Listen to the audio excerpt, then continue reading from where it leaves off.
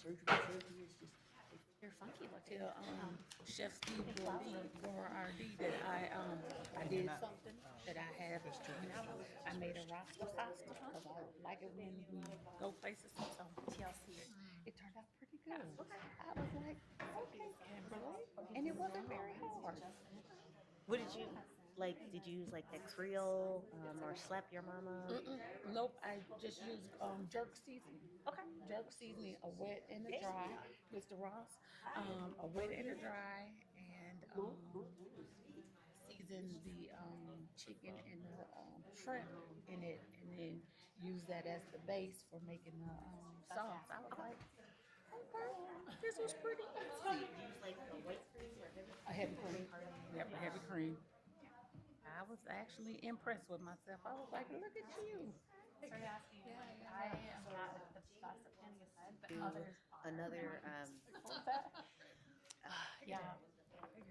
Yeah. next year. And so Steven, he's like, I gotta find some And little I would love kids to do to try out some recipes to see if this will be what little kids will eat. news a black lady with her kids and she be having them cooking. Okay, so she got one that look like he as young as 4, and they actually do their meal making. So they cook as a unit. So she got 2 girls and a boy, and like I said, the boy is like about 4. So she showed they got a video where they cleaning their meat. She teaching them how to clean their meat. She teaching them how to season, and they making good stuff. I was like, oh my goodness. And I said, these babies gonna be because of your nice gift. Because I mean, they are not pulling any punches on the meals that she has. I know. I never. And they really Today I am. make them themselves. And they serve themselves, and then they'll make a little special dessert or cocktail, like a little mocktail, like a cocoa. I'm just like, oh my gosh. And I'm just mad. I'm like, I don't want me to help, but I'm like, oh, you're gonna make a mess. And this baby is like, Let her make a mess. This is about the experience. I think we have everybody here. It's 5:32. see that we are all here. So, welcome to the Grand Rapids Public School Board Special Meeting Work Session for Monday, December 11, 2023.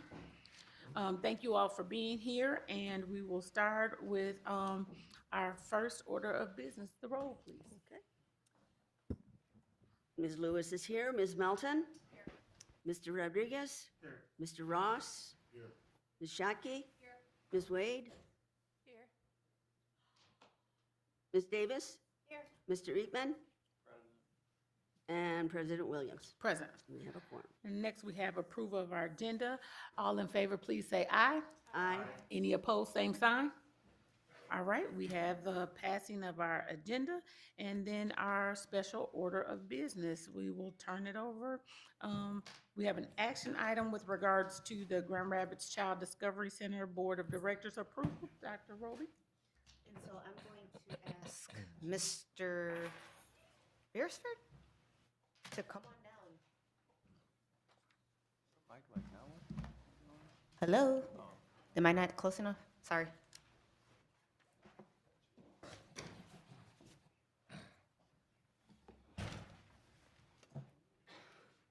Oh, thank you, Ms. Lusk. As part of the GRCDC agreement we have with them, the board needs to approve every time they have a new board member, so that is what's on the agenda tonight. Okay. So we've submitted, I believe, the resume and then the person's name as well for board approval. All right, colleagues, are there any questions?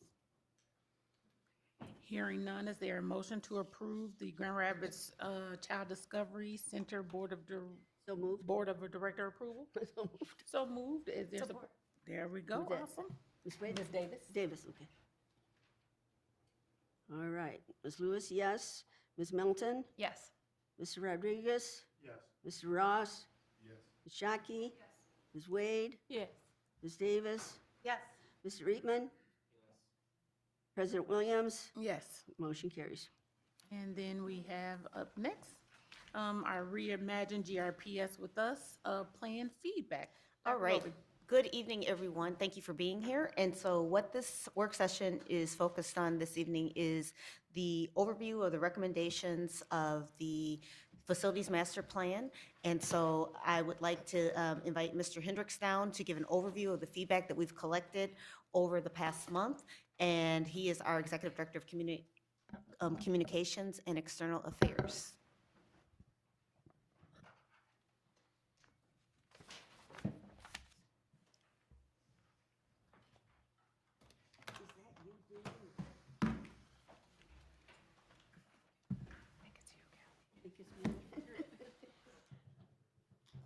All right, good day. I am just going to get our presentation pulled up here. Bear with me just a moment.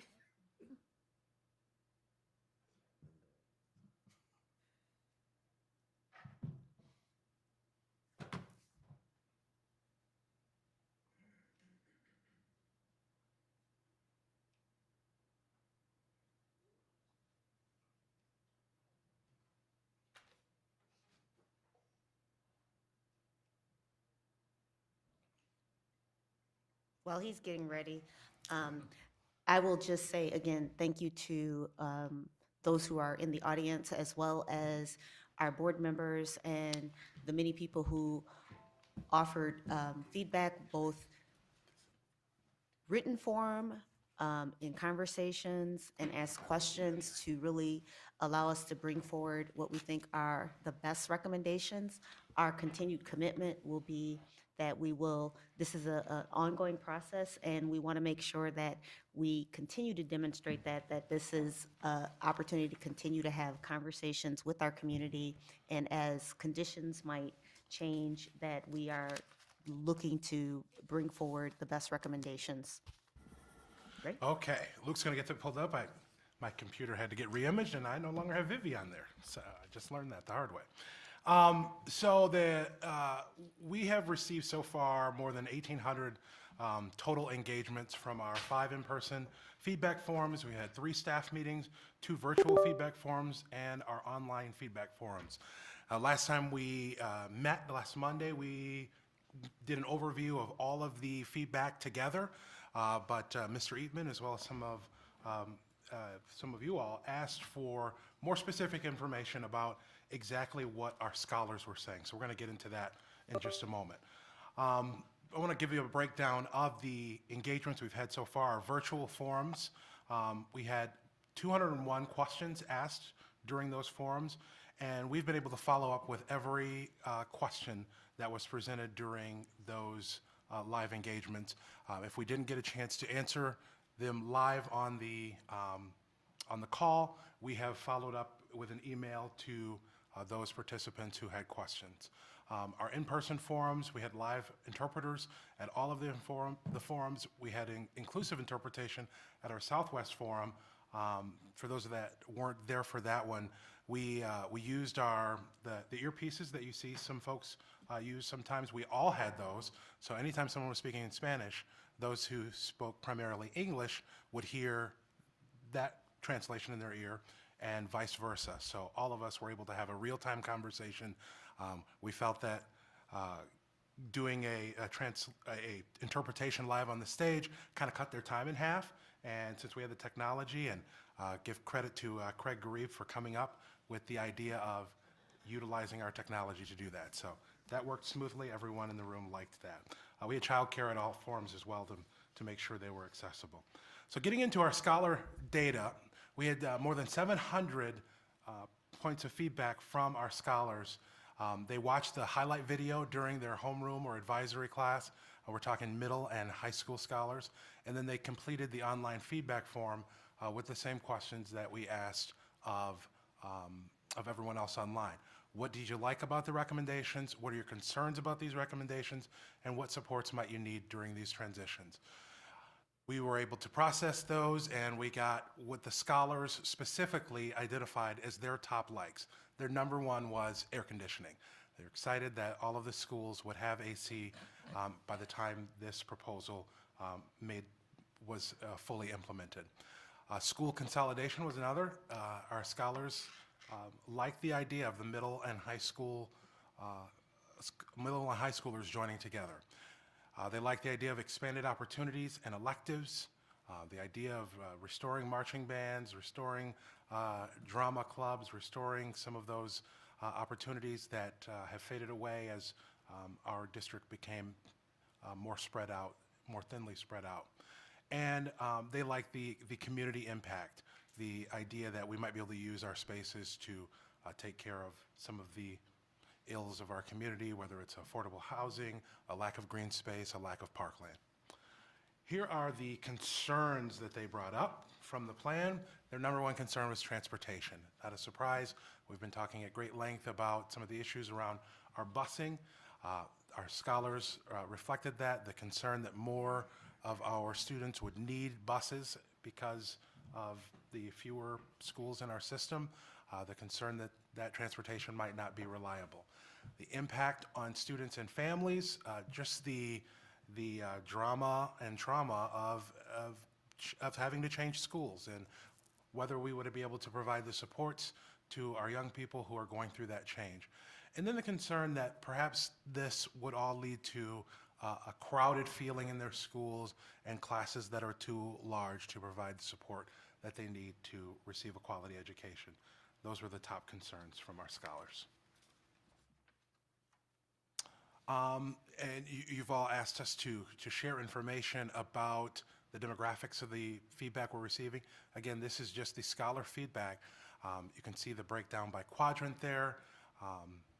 The Northwest and Northeast tied there with 29%. The Southeast and Southwest right around 20%. And then you can see the racial breakdown there on the right. 34% of the respondents are white, 18% black, 8% identified as other, 17% two or more races, and 23% as Hispanic. All right, questions about that side of? Oh, go ahead. Oh, yeah, oh, we did have I didn't know we put the overall in there. So this is the overall feedback. So this is with scholars and the full community feedback combined. So there's the breakdown there. Somewhat similar to the full community feedback demographics. All right, questions about this so far? You have a couple questions for you. Yes. When will we be able to see the raw data from the scholars? So the raw data is available to you now in the, I believe we've sent out a OneDrive link to all of your emails. So you can click that. You'll be able to see the videos from the town halls that we've had. You'll be able to see all of the feedback that's come in. We're updating that regularly. And whether that's online or in the emailed feedback that we've been getting. Beyond those top, Oh, Luke might have something on that question too. I was just going to add, for the online feedback forms, we've been adding them 1 week at a time on Tuesday mornings. So for the feedback that we received for the past week, which is where a lot of the scholar feedback forms are, those will be added to the drive tomorrow morning first thing. okay, thank you. Can you go back to the likes? I'm sorry? Go back to the likes. Oh, yes. Regarding the community impact, what else came out of that? You stated one of the things particularly that just stood out to me that you mentioned was around affordable housing and having that impact. I guess I'm wondering, these were the top 4 that you listed. Were there anything else that popped out of that was interesting in the so to speak? I think our scholars in the words that popped out at this for us, creating green spaces, affordable housing, and the positive changes that could come to neighborhoods, whether that's with the enhanced after-school programming or some other creative use of that property that we've talked about that we would be employing if we move forward with this plan. So were those specifically listed, or is that what you're listing? Like those were actually called out programs, or is that what you're assuming that that was what meant? No, what we did was, I mean, in addition to looking through the feedback ourselves, we actually had AI pull out what were the top mentioned words, and those were the words that came out from our scholars. Okay.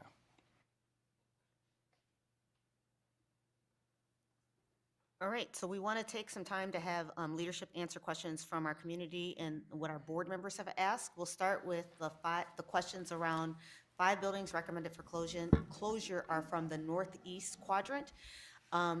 Luke Steyer, who is our Reimagine GRPS project manager, will kind of unpack that data and share that with all of you.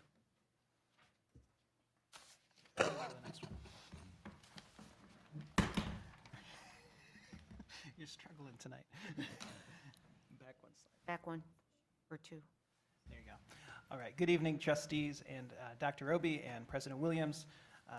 Pleasure to talk more about this question about Northeast Quadrant. I know when we've had discussions, questions about the Northeast Quadrant have come up, and in some of our forums that we've done throughout the community as well. I just want to start by talking about reviewing of why we are recommending for the closure of 10 buildings. Glare, you can't Oh. see. It's like a weird glare. Is Yeah. it, can they like Oh, yeah, I know. turn one of those lights off? Mine is fine over here. Yeah. Television. Look at and see it. All right. So I want to start by reviewing why we are recommending that 10 buildings close. The Board of Education has set a goal that we reach 75% utilization district-wide. That requires significant action. As you can see, right now, we're at 51%, and these recommendations would get us to 73% with the closure of 10 buildings. We're good. I'll use this. Our GRPS leadership team reviewed several data sets throughout this process to help make an informed decision about which buildings to close. We used, for instance, we used the 2022 Facility Assessment Report to determine how much money it will cost to renovate current buildings. We looked at heat maps of where our scholars live.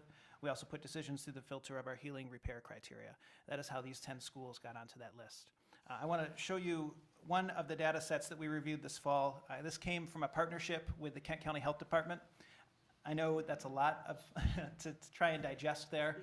Yeah, all of the dots on there, the red dots are our elementary schools, the yellow dots are our middle schools, and the purplish dots are our high schools. This is for births over the last 5 years. So this is predictive data. So in addition to looking at the heat maps where we know where our current scholars are, this is where our incoming scholars are. So these are our 0 to 4, 5-year-olds in our community right now. You can clearly see the most births that have happened since 2018 is where the darkest area is, which you can kind of see it's on the southern half of the district. It's an area bordered by Chavez, Congress, Campus, and Burton. In that circle, we're not planning to close any buildings other than moving the Southeast Career Pathways program from a building that's in that circle to another building that's in that circle. The darkest part is right by Buchanan. Nearly 900 births happened right around Buchanan over those 5 years. On the northwest side, the greatest concentration of births, you can see the darker area. It's an area between Sibley, Harrison, and Stocking. With Sibley and Harrison both around 50% utilization, even with closing Stocking, there's still plenty of room for scholars in those other two buildings. And then if you look to the northeast quadrant, I think this helps explain why we have more closures recommended in the northeast quadrant. You do not see the density of births anywhere in that quadrant that you do in other quadrants in the city. Some have asked specifically why we don't reopen a building further east in that quadrant, perhaps Beckwith. And I can kind of tell you, I can show you with my mouse here, I think. Beckwith is about right in here. That lightest color is where Beckwith is, and that's 0 to 75 births. So fewer than 75 births right in that area, right around Beckwith, compared to some of the darker areas throughout the city. Excuse me. Yes. Do you just go by hospital records or? So the Kent County Health Department has access to records. We don't. They get, as part of their programming, they get the addresses of anyone who has a birth in the county, whether it's at a hospital, a home birth, or even if it's at a hospital in a different county. That all comes to the health department through the state, and they're able to map that out in a way that we weren't able to on our own. They had to do that for us. So we were very thankful for them. They spent quite a bit of time in August and September working to put this together for us. And it was, good data for us to be able to look at. Another question? I'm looking at the years, so maybe my question doesn't make sense. But is it births of families who attend GRPS or births of all families? No, this has no connection to GRPS Okay. specifically. This is births and where people live in the city. And again, they'd be 0 to 5 years old right now, so these are the people who would be joining our school district over the next few years. And there's no, maybe you're about to show that, but there's no data on beyond the births, but the actual population that already resides in those areas to overlap?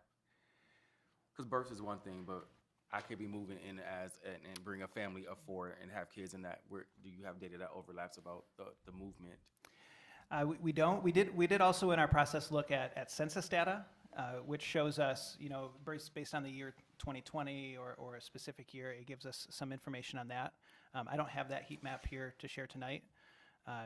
Previously, what we have shared, though, is data for school-aged children in other kind of iterations. So these are children that technically would not be in school. And so if you look at it from a very predictive kind of standpoint, if all things being the same, this is children who would potentially be going into those, red is elementary, right? The elementary schools, if they don't move, won't consider somebody who might move in next week or something of that nature. So, looking at this map, I mean, I know that this data obviously matters for our elementary age kids, but I'm curious just to see what would happen if we put, like a population density map over it, and whether it's just obviously a more populated area, and that's just why there's more births in that area, or whether there's a correlation there. So when we compared it, when we've looked at it versus census data, I mean, there's certainly a little bit more of a population density on the northeast side specifically than what you see in this data, and that's because the northeast side skews a little older, especially around the boundaries. But I mean, certainly to your point, I mean, where you see the darkest area here is one of the most dense areas of population in the city, regardless of age. There's certainly truth to that as well. Okay.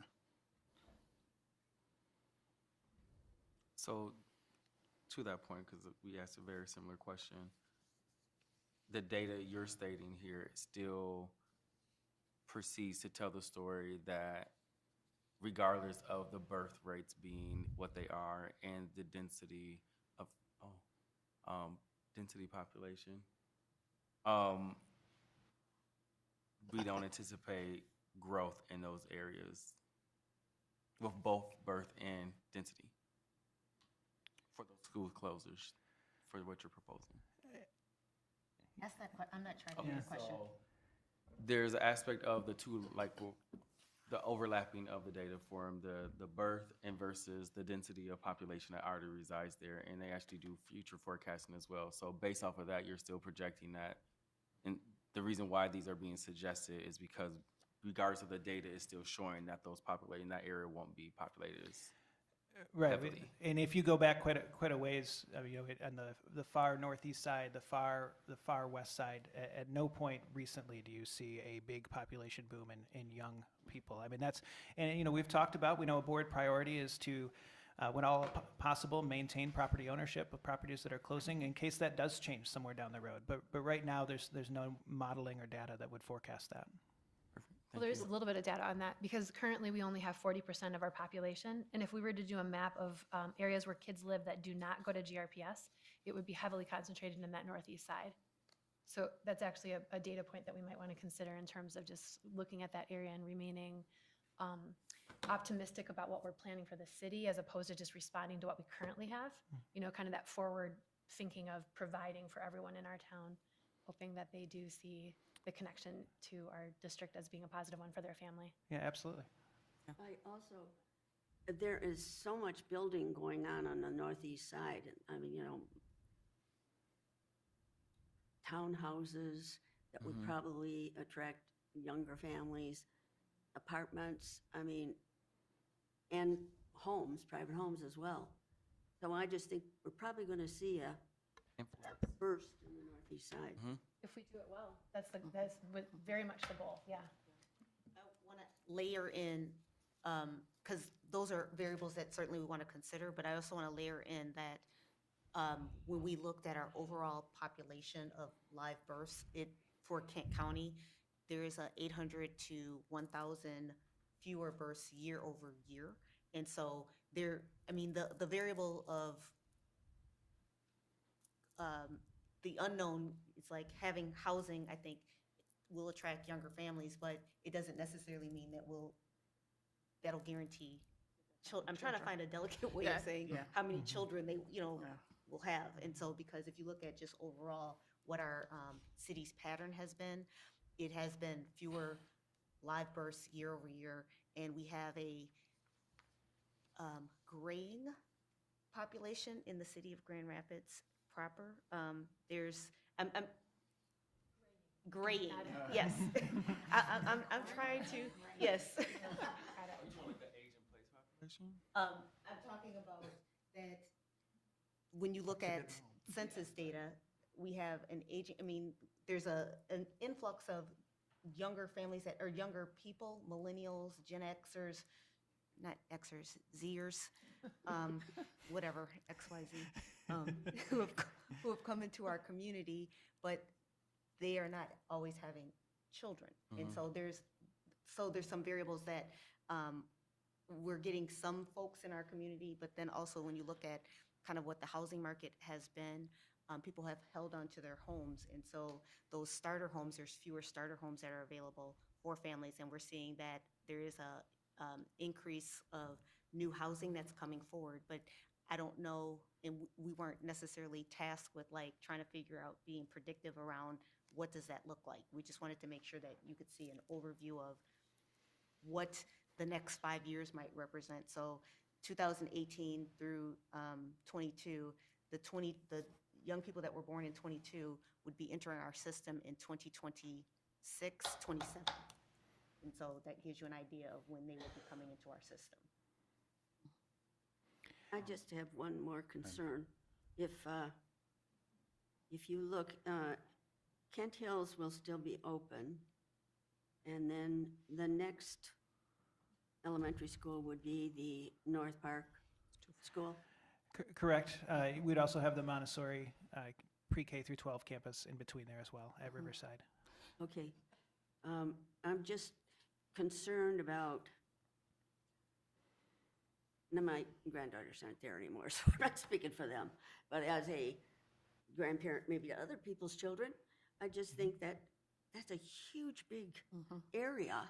And to send them to North Park Montessori without any more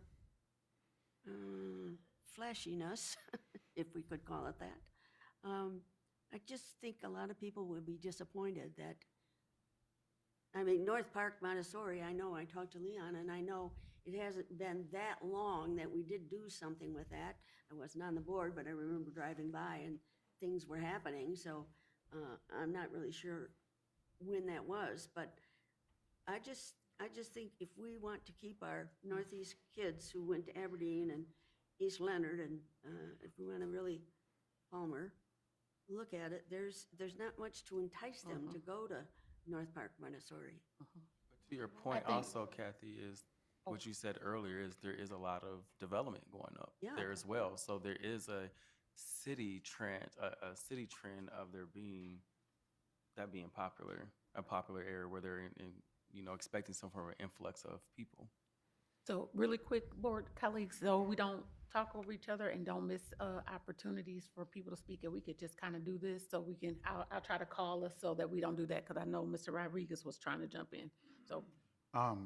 Yeah, I just want to reiterate something that, oh my gosh, I'm so sorry, my eye keeps twitching, but I want to reiterate a point that Trustee Melton said.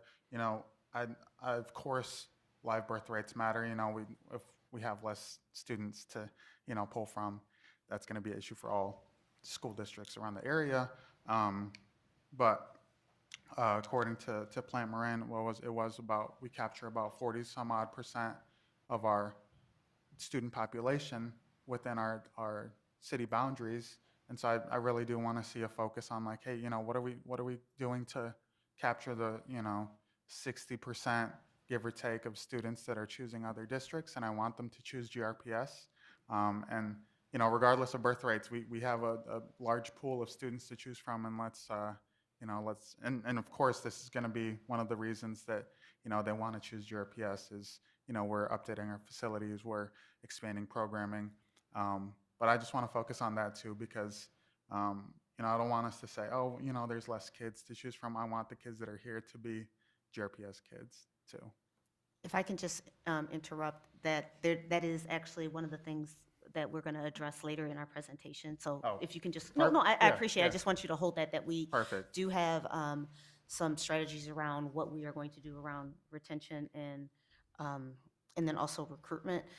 The purpose of this meeting was to share the data and the feedback that we've collected thus far, and then answer kind of those frequently asked questions that have continually arisen, and that's one of those that has arisen a couple of Okay. times. Thank you. I did have a quick point, and then I'll go to Ms. Wade. I agree with colleagues' thoughts about the northern border. I do think our student heat population for this area does not support us to go so far north. And I do think that somewhere around Aberdeen or Huff or we should consider bringing that down. I think while we do want to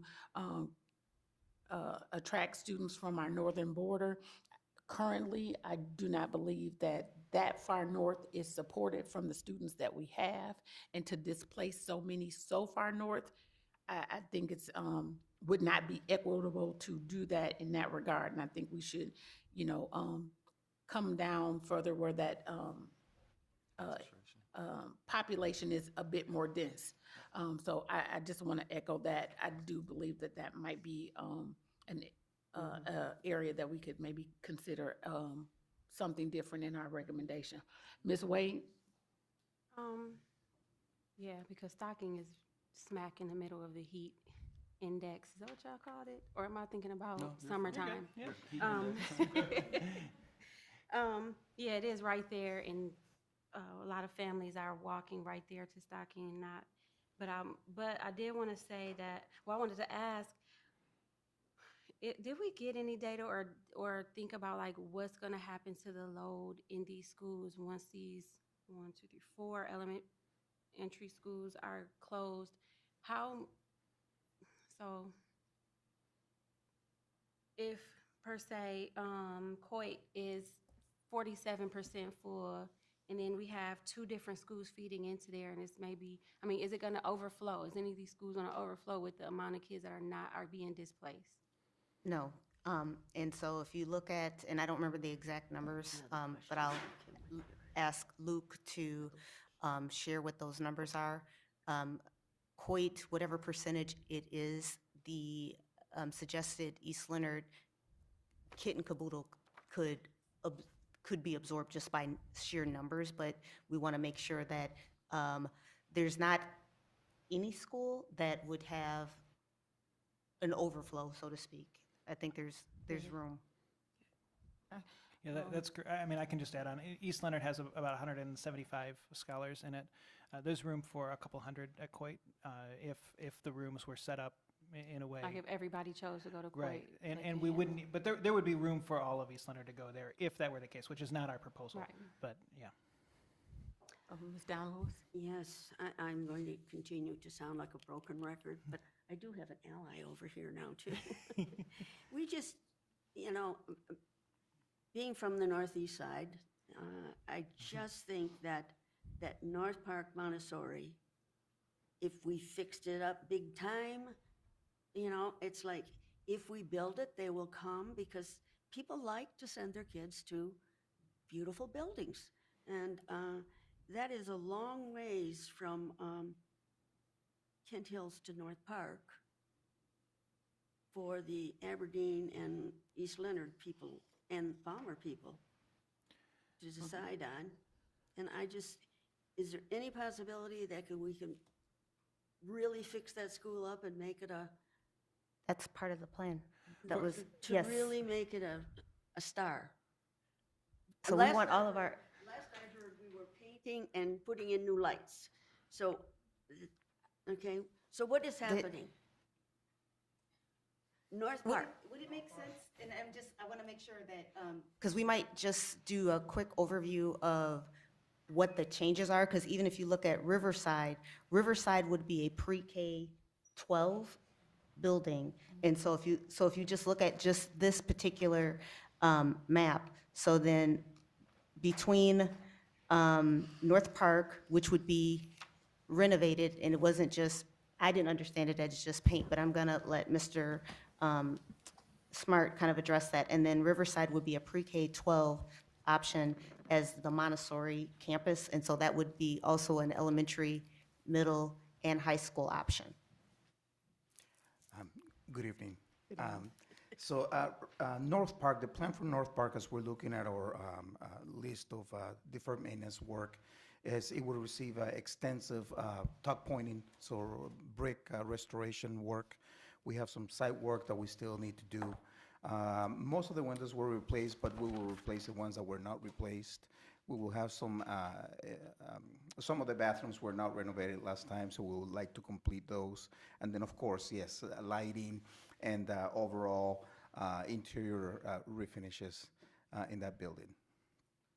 So, and I would say too, so I appreciate that too. I think to speak to my colleagues, this is a plan that we have to be comfortable with.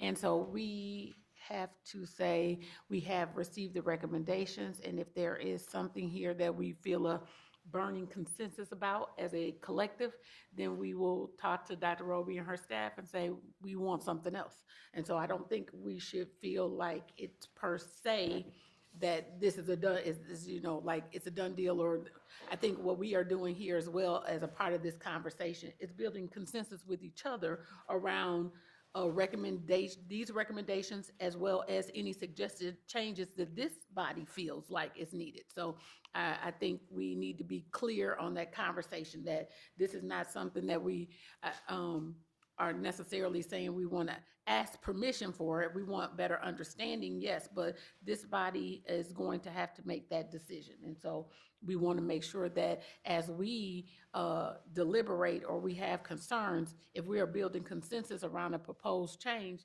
then that's what will happen. So, Ms. Wade.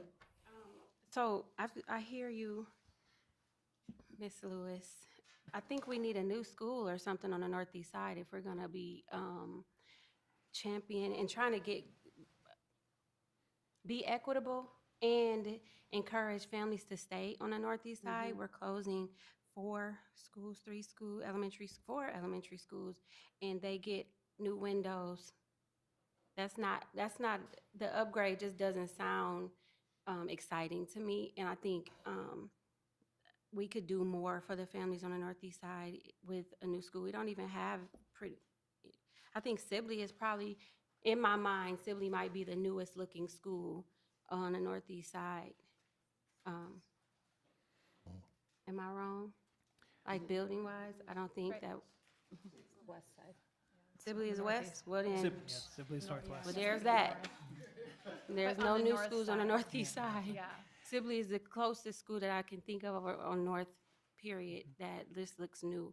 So a state-of-the-art school on the Northeast side, I think we're well overdue for that. Comment too. Okay. Oh, sure. Eatman had a comment as well?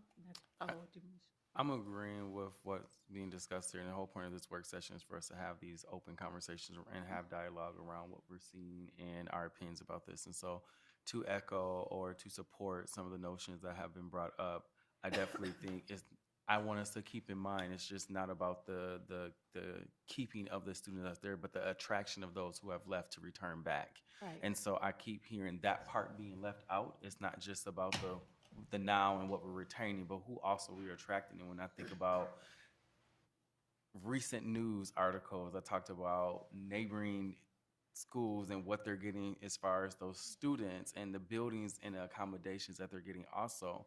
How are we going to attract and retrain and pull them into that? And so I think that has to be at the forefront of the conversation. And just FYI, he also had his hand up before me. Okay, I'm sorry, I didn't see you, Mr. Ross. My apologies, Mr. Ross, and then Ms. Shockey.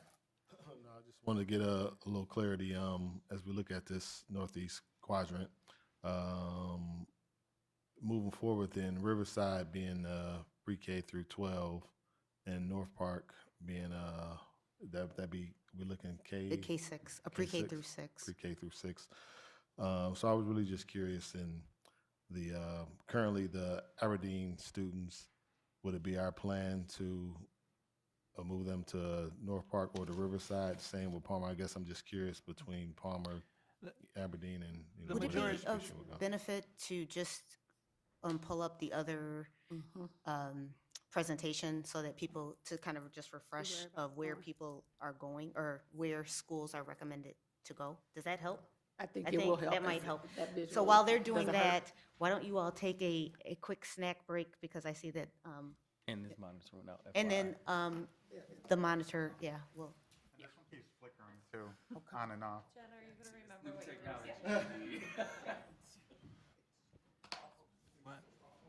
No, it just cut off and probably said my no signal. fault.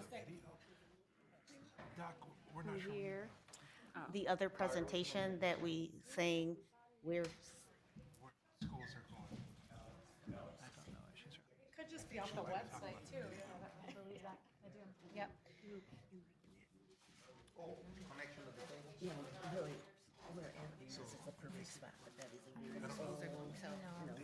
And I think all of our buildings need to be assessed for when it costs less to build new than it does to keep it full. I have to have, that's my number one, is facilities alignment. Well, I know that people say more, but when I drive around my neighborhood,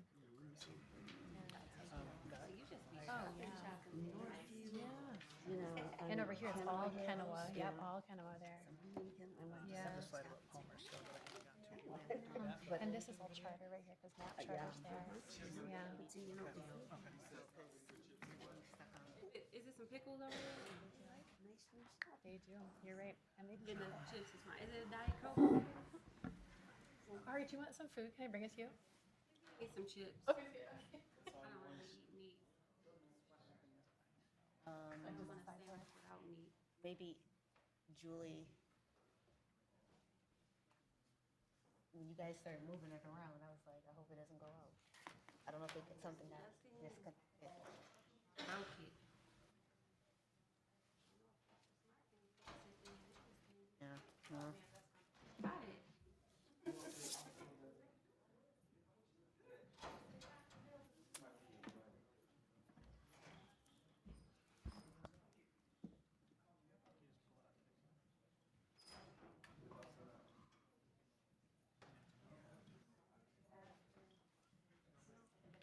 What you eating with a fork, Jen? What are you eating with a fork?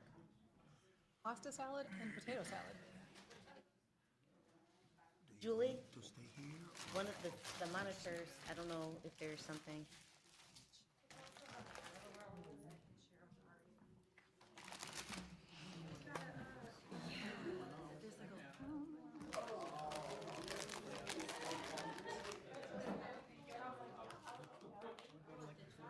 Well, you know what? I'm gonna eat a piece of my daughter's birthday cake when I go home. I'm spreading out. My daughter will always want birthday cakes for her birthday, but they don't have birthday parties. I have a pretty cake at home this morning. That is good. I just asked for some. I didn't see that.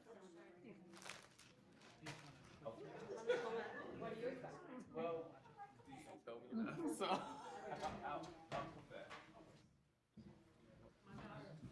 No, actually, no. I just had some of that literally. Some gluten. The only option, huh? Yeah. And I love Jimmy John's. What about potato salad? Just sandwiches. Potato salad. What's, Probably not. don't eat Adrian, that. What is do you have that? any idea what a brand new Mayonnaise? might cost to build? Huh. That sounds Very kind of generally, good. Alex can probably speak to that. Depends on this upward side, you know, the dough. Maybe like one time. It's not really something I'm like, Yeah. potato salad. Yeah, I don't go to reverse here. Is this being recorded? You just really need this.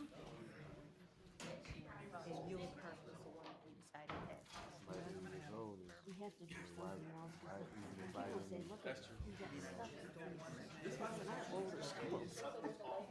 You know? Well, North Park or Kent Hills, and they aren't impressed. Of course, nobody really sees Kent Hills because it's up.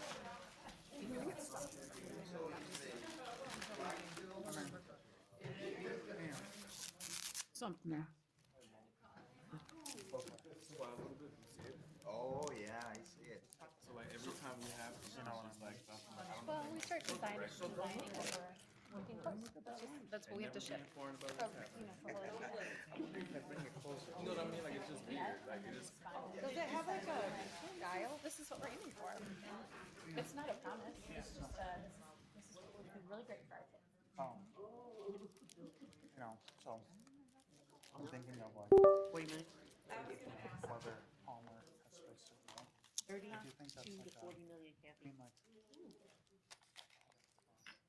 just a standing item, you know what I mean?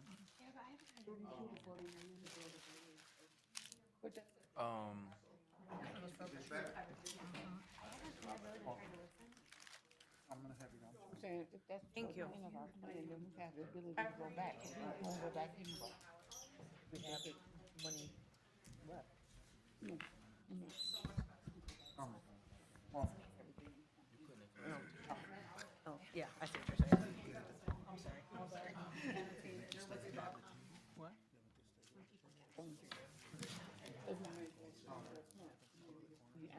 where you getting money from? You know what? I don't see it.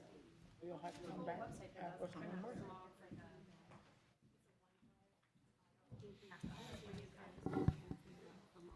Otherwise, you know what else?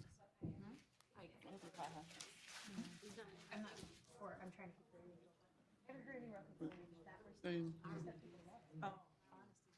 About person, anything else. All right, you ready? I'm actually shocked. So this will be the video, not from the very beginning, but kind of. We pulled the graph, so we'll just talk through it. Oh, yeah. Yep, so just a reminder, these are for the 4 neighborhood schools that we are recommending to close. So Stocking would close, and scholars would either go to Sibley, which is south of Stocking, or Harrison Park, which is north. Palmer and Aberdeen, when they both close in 2027, scholars would go to either Kent Hills or the North Park renovated building. East Leonard, when it closes, if it were to close next year, scholars would go either to Kent Hills or Coit. Is that the same one? I think it is. Oh. All right, I've got 2 of the same one. I apologize. That is all 4 schools, though. Palmer, Aberdeen, East Leonard, yes, so that is all 4. There's on 3 graphics.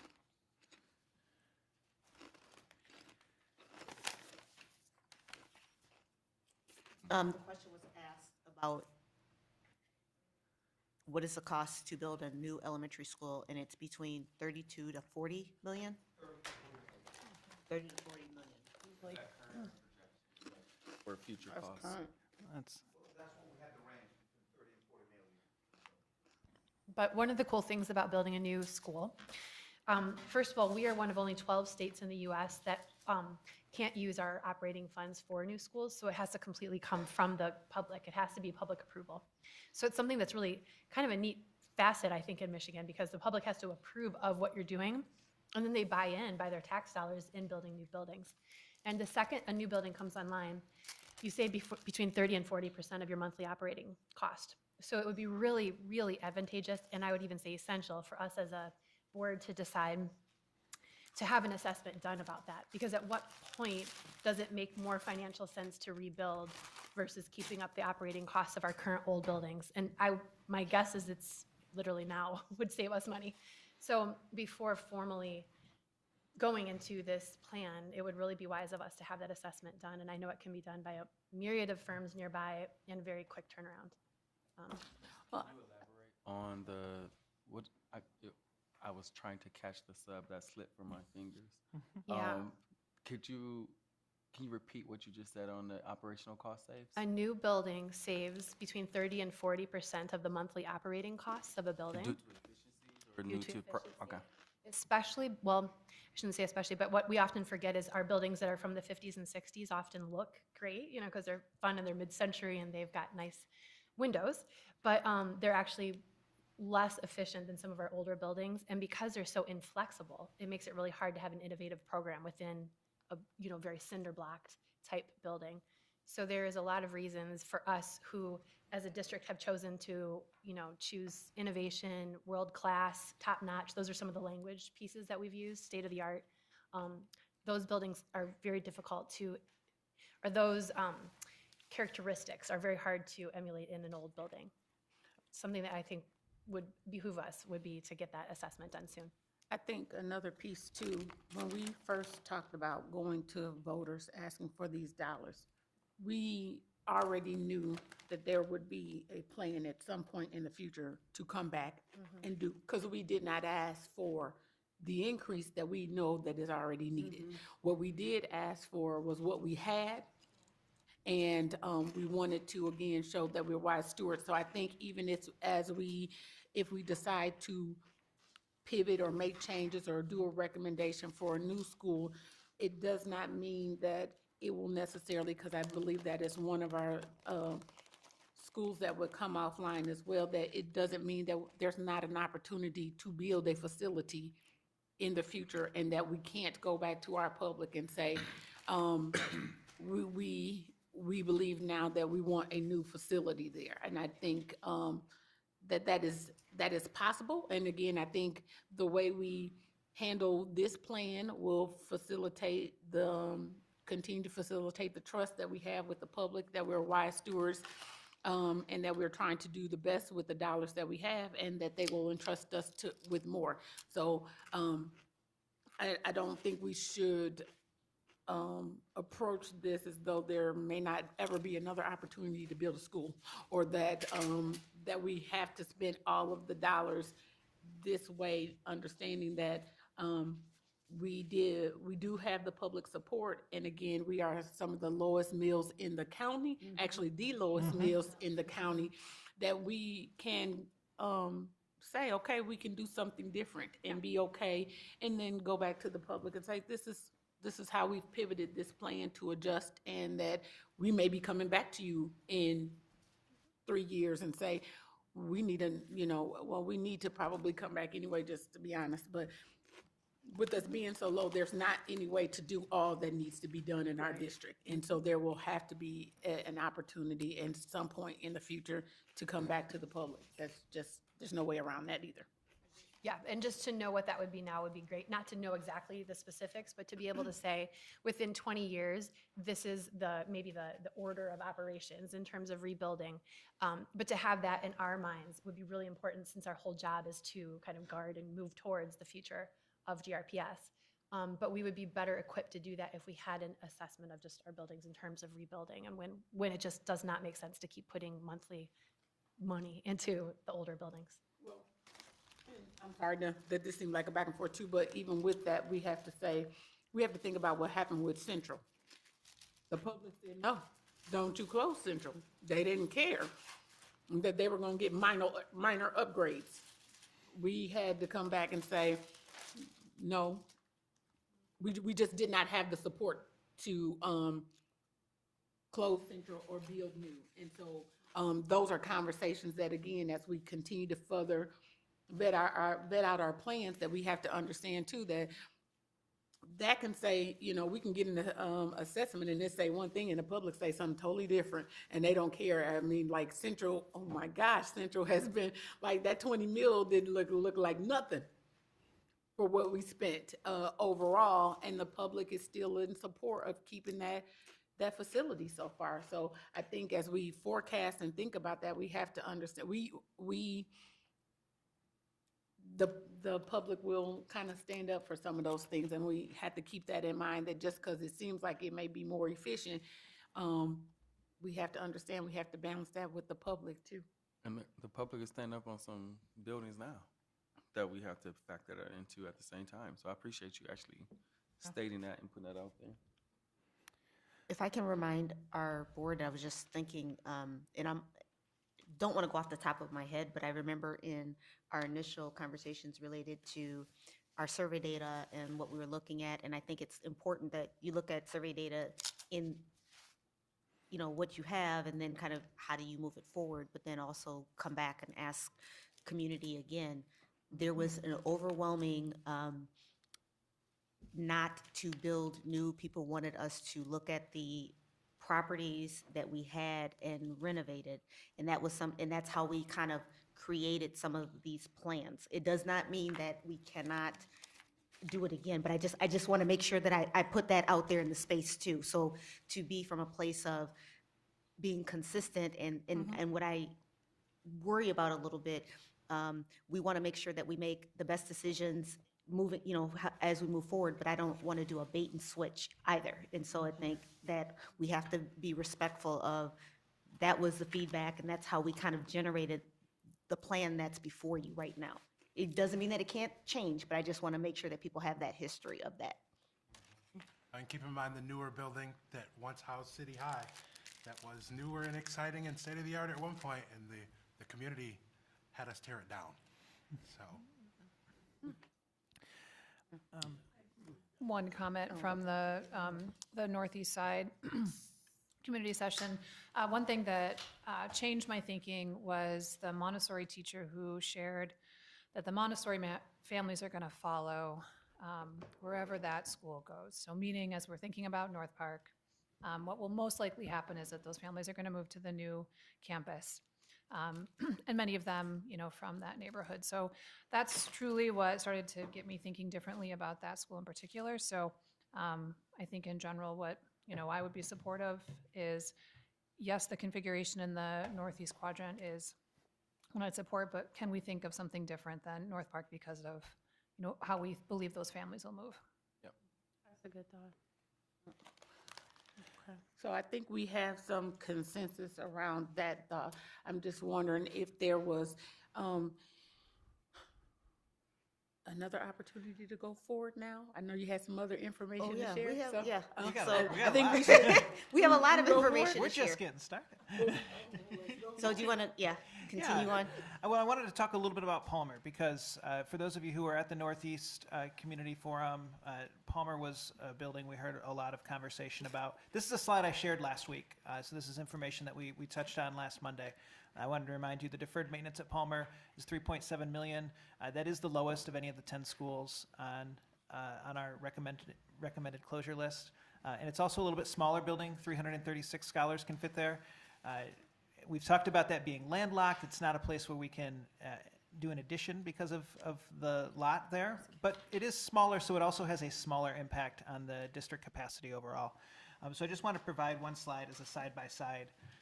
The numbers here on the left are the numbers you have seen several times over the past month about the current recommendations. With 10 buildings closed, we would get to a utilization rate of 73%. There's your deferred maintenance savings. And the routine maintenance, that's the annual savings once the 10 buildings were to close. And I just wanted to provide the data side by side for if Palmer stayed open. So if we did the same recommendations but made it 9 schools and Palmer stayed open, the utilization rate there would be 71%. The deferred maintenance is about $59 million, and the routine maintenance annual savings would be about $2.2 million. So I just wanted to provide that side by side of the data since there had been a lot of conversation around Palmer. I think too that one of the things we have to think about for Palmer is they really don't have much of a playground. I think their playground is all asphalt and it's right behind the Dairy Queen or. Behind Really Lucy's. nice. Yeah, it's nice. Yeah, They have a nice, I think there's been renovations at the Palmer playground. Yeah, it's right Yeah. behind Lucy's there. Yeah. yeah, but it's not very big, is it? Last summer? Last summer. Okay, but it's not a very big playground for the kids. No. That's, I would think, although I've been in Palmer and I've heard the excitement that people have around Palmer and the fact that, they do a lot of really good and wonderful things, but if I were a teacher there and got stuck in the snow, and what the principal told me was that all the neighbors come out, thank God, and have to shovel people out of the snow. And I every time I drive by there, you know, I think what a little dinky playground that is for all those kids. So, I mean, I think those two things would be sort of the things that would keep us from keeping that one open, my thought. Oh, Go ahead. I just want to say, so that was one that I brought up in conversations. I've visited Palmer, I think, twice in my life, so I don't have a huge attachment to it. But you know, just hearing what some folks have said throughout our different channels to receive feedback, and even just looking at the map of the birth rate map, and talking about the northeast side, and whether we're going to continue to have strong ties as close to that northeast side border as we do now. You know, Palmer sits kind of in that northeast corner as maybe a stronger choice for some families. And so in my thinking, and I know that there's no parking lot and there's not too much room for expansion. And I don't know if that necessarily is an issue for me. Just thinking like, you know, and this is what I just talked with my colleagues about over here, is just, you know, not all schools have to have the potential for growth, and you know, whether that growth happens or not, we're all hoping so, right? But you know, if it doesn't, I don't think that that's going to be a huge issue for Palmer. And then I think it was was it a parent that made the comment at City Middle High? Yeah, Was there a were a parent? couple. Yeah, and then a teacher at North Park's comment kind of saying, supporting what that parent said about, you know, so much love for Palmer for the families that are already there. And then if North Park closes, that's just one, and doesn't, you know, reopen as a neighborhood school, Palmer could be another strong option. And again, I'm just thinking, you know, that I like the location of Palmer.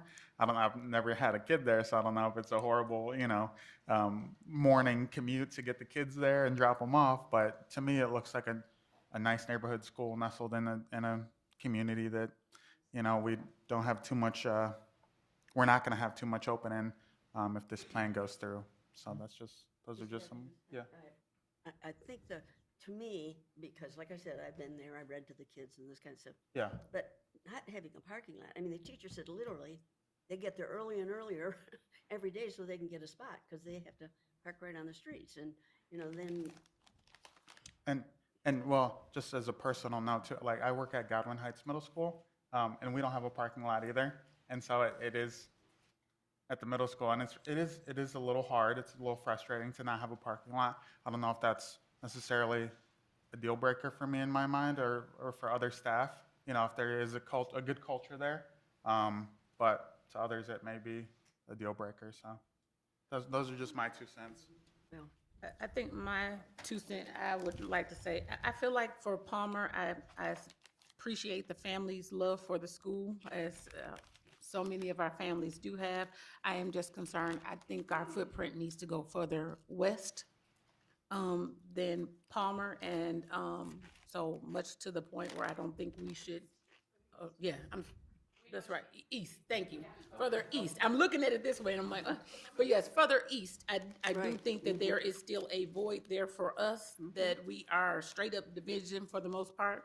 When we go from Palmer to Riverside, if we keep those schools, and we have families that are a little further east there that we are not accommodating. And I do think we should go east more, and I think we should not go so far north when we address some of the issues that we have on our north end. So I am, while I hear families about Palmer, I do believe that there's another adjustment that we could make in that regards.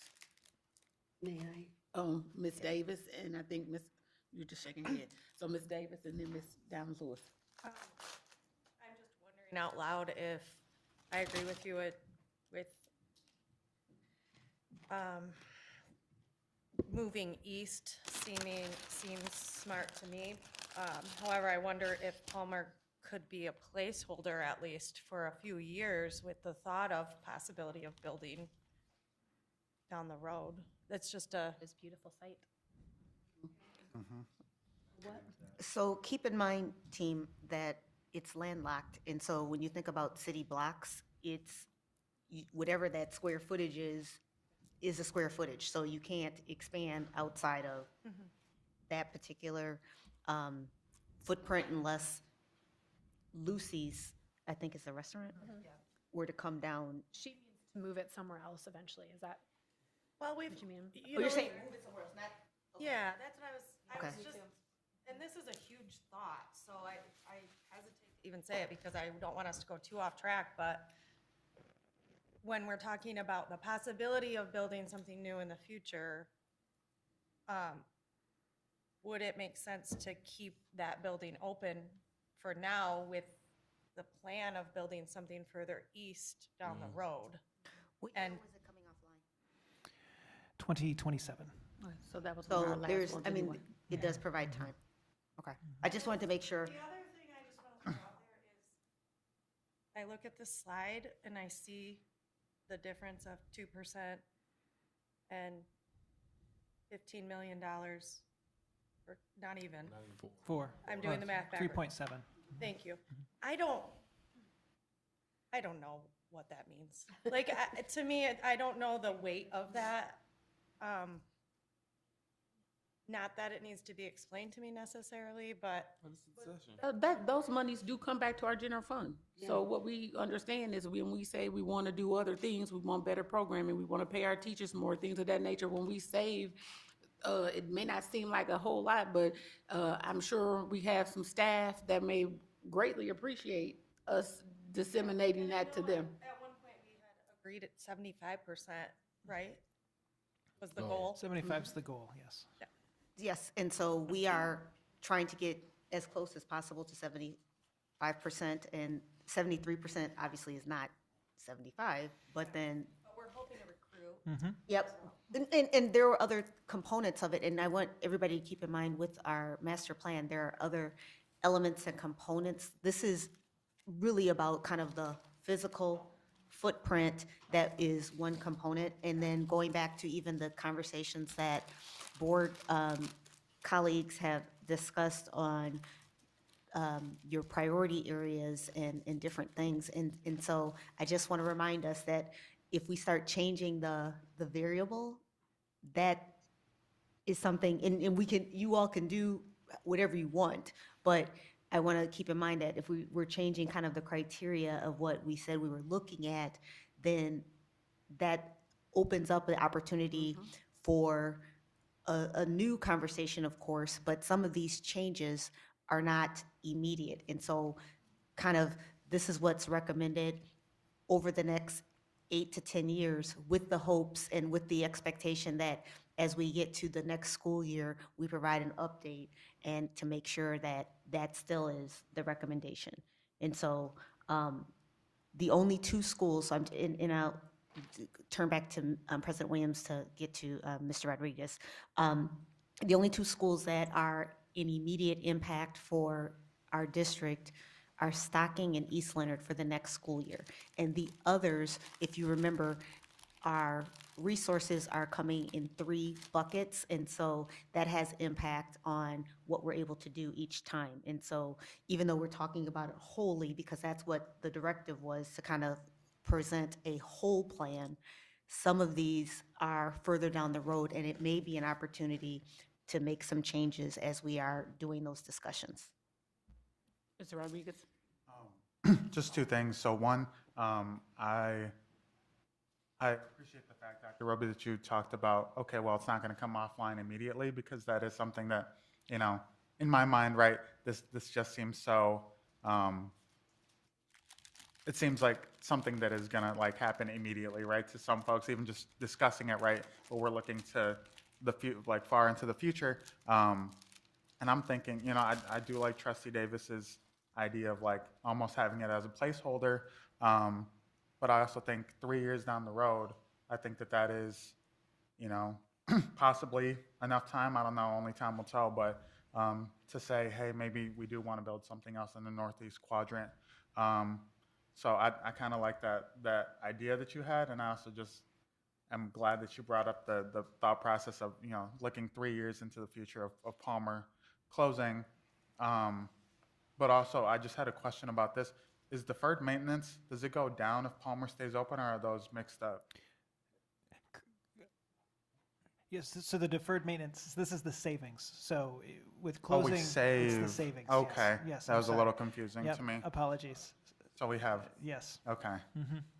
So with 10 buildings closed, those 10 buildings that we have recommended to close, the total deferred maintenance on those buildings is $63 million. And if you take, Palmer makes up $3.7 million of that total. So if you take Palmer out of the mix, it goes to $59 million Savings. in savings, yes. We should just change that to say Yeah. savings. For all. Yeah. No, seriously, Yeah, when we talk yeah. about that, because the community also might have Right. a situation where they're Right. reaching from. So, We can add the word savings to the PowerPoint after the fact to say this is deferred saving and deferred maintenance, savings yeah, overall, so that people make that. Correct. yeah. And that's all I had. Real quick, Mr. Eatman, I'll follow up with you. I do think to the point that we should be mindful not to move the stick to, because I do think if we say, well, 71 is enough for Palmer, then the next school will be, well, why isn't 71 enough for us? And why isn't 70, right, but I'm saying it's, that utilization, but if, whatever the measure is that we say for Palmer, that's good enough, then we go back into the next one, save me, I'm at that same level. And save me, I'm at that same level. And so, if we, kind of remember, what brought us to this plan, we know we have to right size.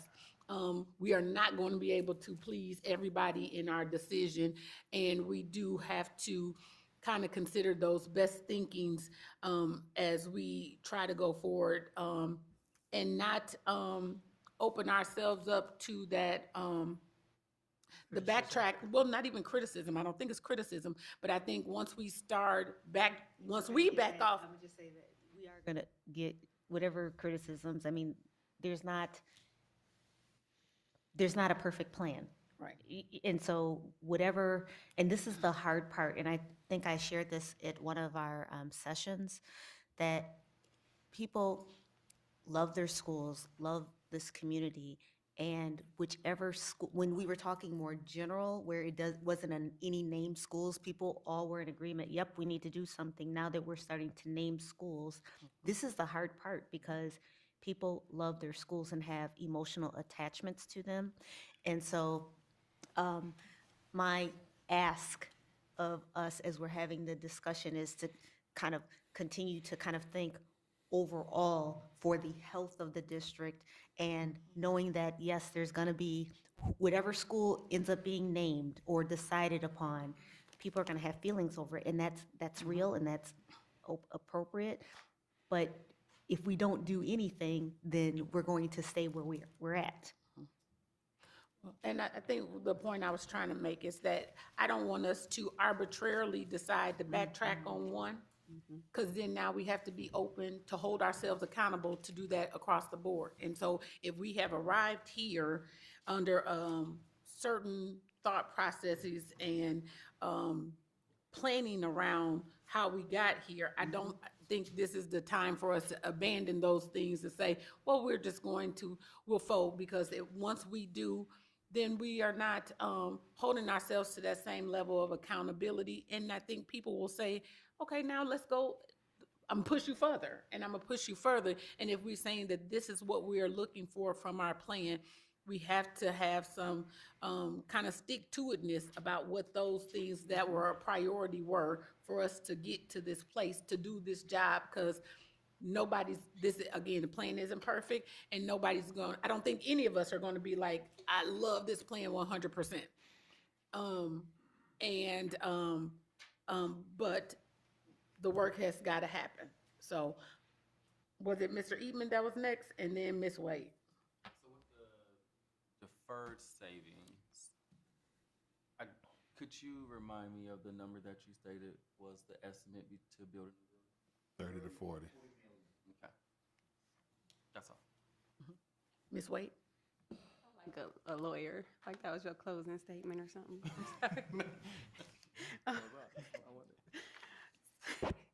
So I was wondering the reason for, because we were talking about Ms. Williams said doing something further east. What is the reason for Aberdeen closing and not North Park? The main reason is the amount of deferred maintenance between those two buildings.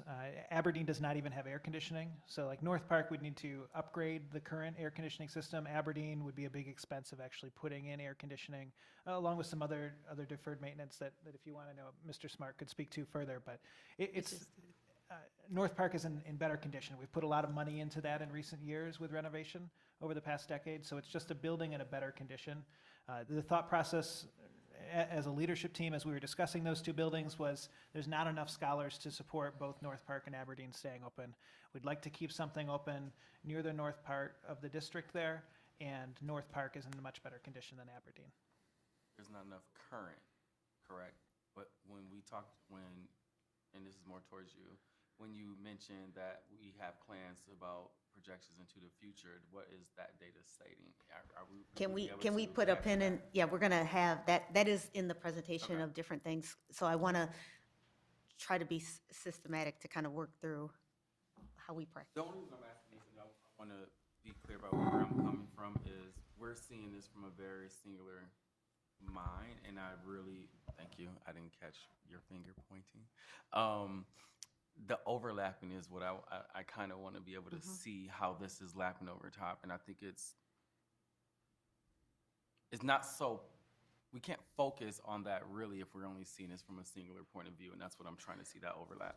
So last week, I think we did provide kind of that overlap, and this really, the purpose of today's meeting was to respond to the data, or excuse me, the feedback that we've gotten and the frequently asked questions, and to kind of peel back the layers for those questions. And we can certainly provide, again, the overview of the overlap of all of how those decisions came together, but this is a different focus, if that helps.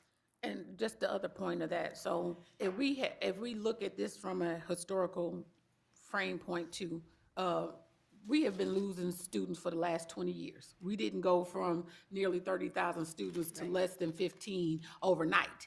And so the likelihood that we're going to be able to recapture that many students that quickly, we have, as a board, I know we have talked about it and made sure that as we go forward, that there is a recruitment and enrollment plan associated with this. But the likelihood that we're going to grow at a 25% rate or a 30% rate as we put this plan into place, I think we have to also have realistic expectations. We lost students over time, over 20 years, and as we bring them back, it's going to be probably at the same rate over time. So we need to make sure that we are looking at that from that standpoint. I don't think this board, and I've heard all of you, and I am in agreement as well, I've said it myself, we need a recruitment strategy with this plan. We have to work on bringing students back and maintaining the students we have, but we have to be realistic about the rate at which that's going to happen.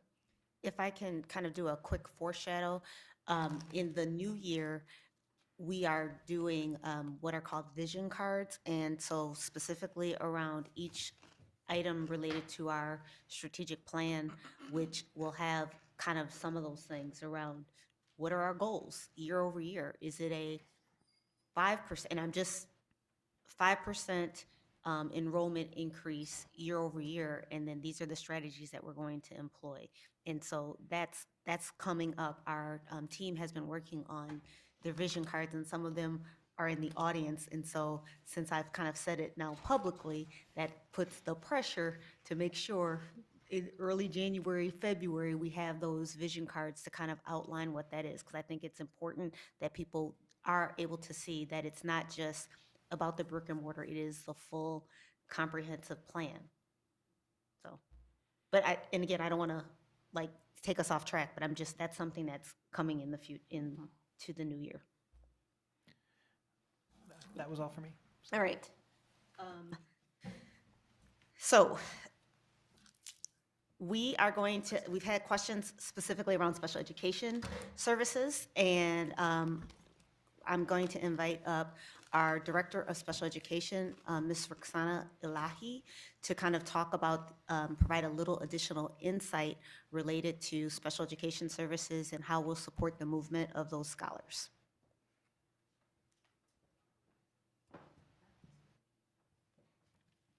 Thank you for the questions. Good evening. Good evening. Looks a little taller than I am. So I know that there's been a lot of questions around special education as a whole. Roxana, talking to the mic. Sorry. Move it down a little bit more. Get my notes out here too.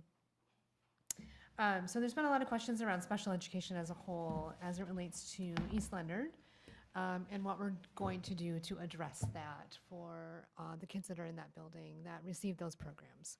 So just as an overview, all kids, no matter where they're at, who have IEPs, we have to meet those needs, period.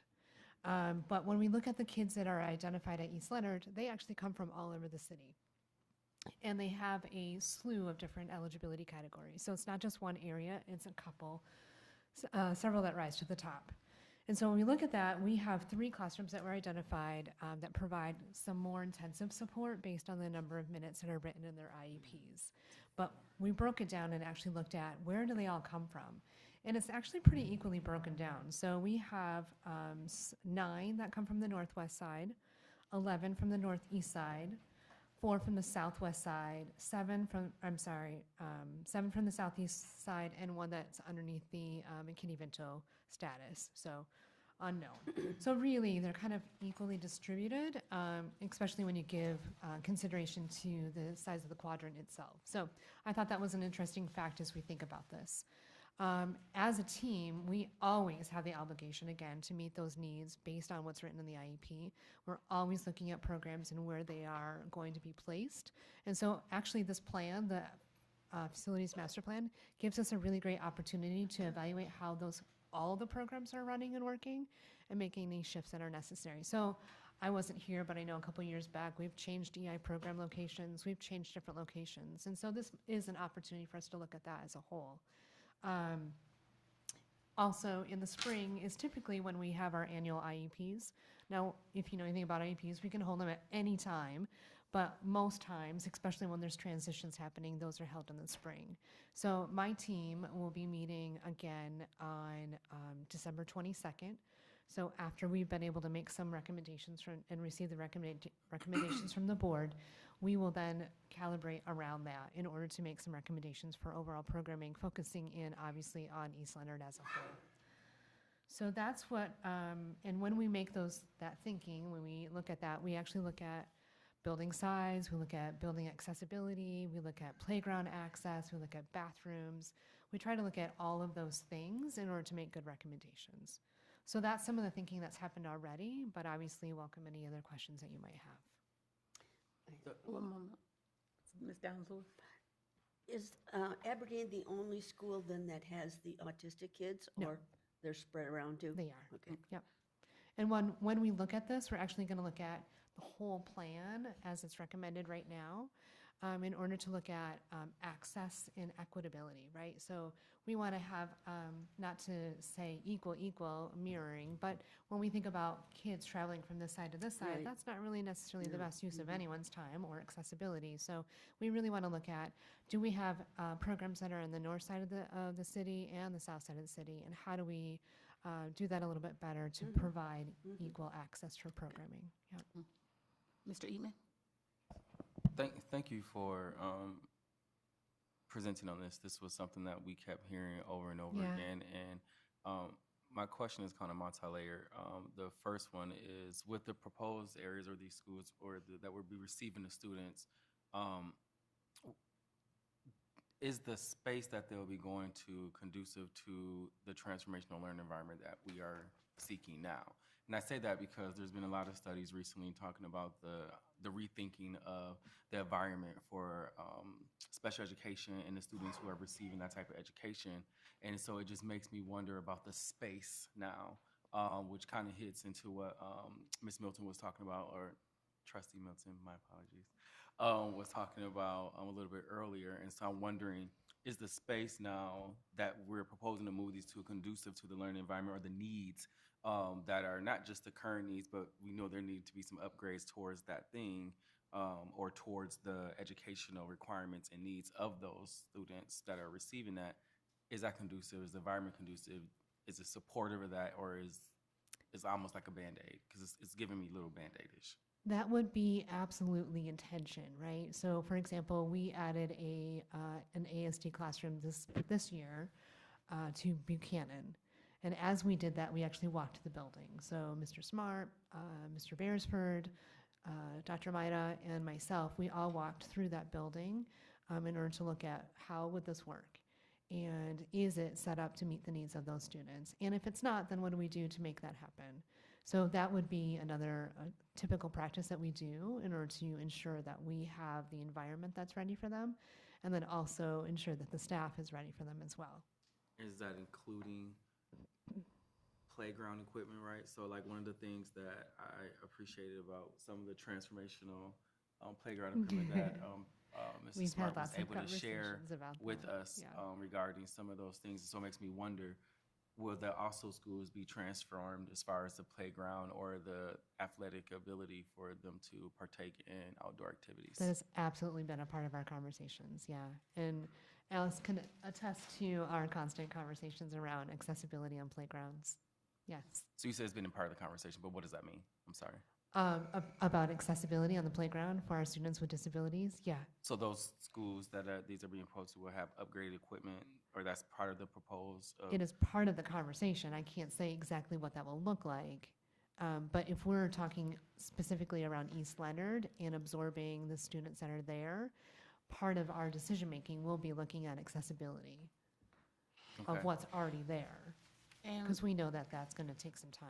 And of our students with IEPs or 504 plans, is that, just for clarification, is there a number that has to do with actual, some type of physical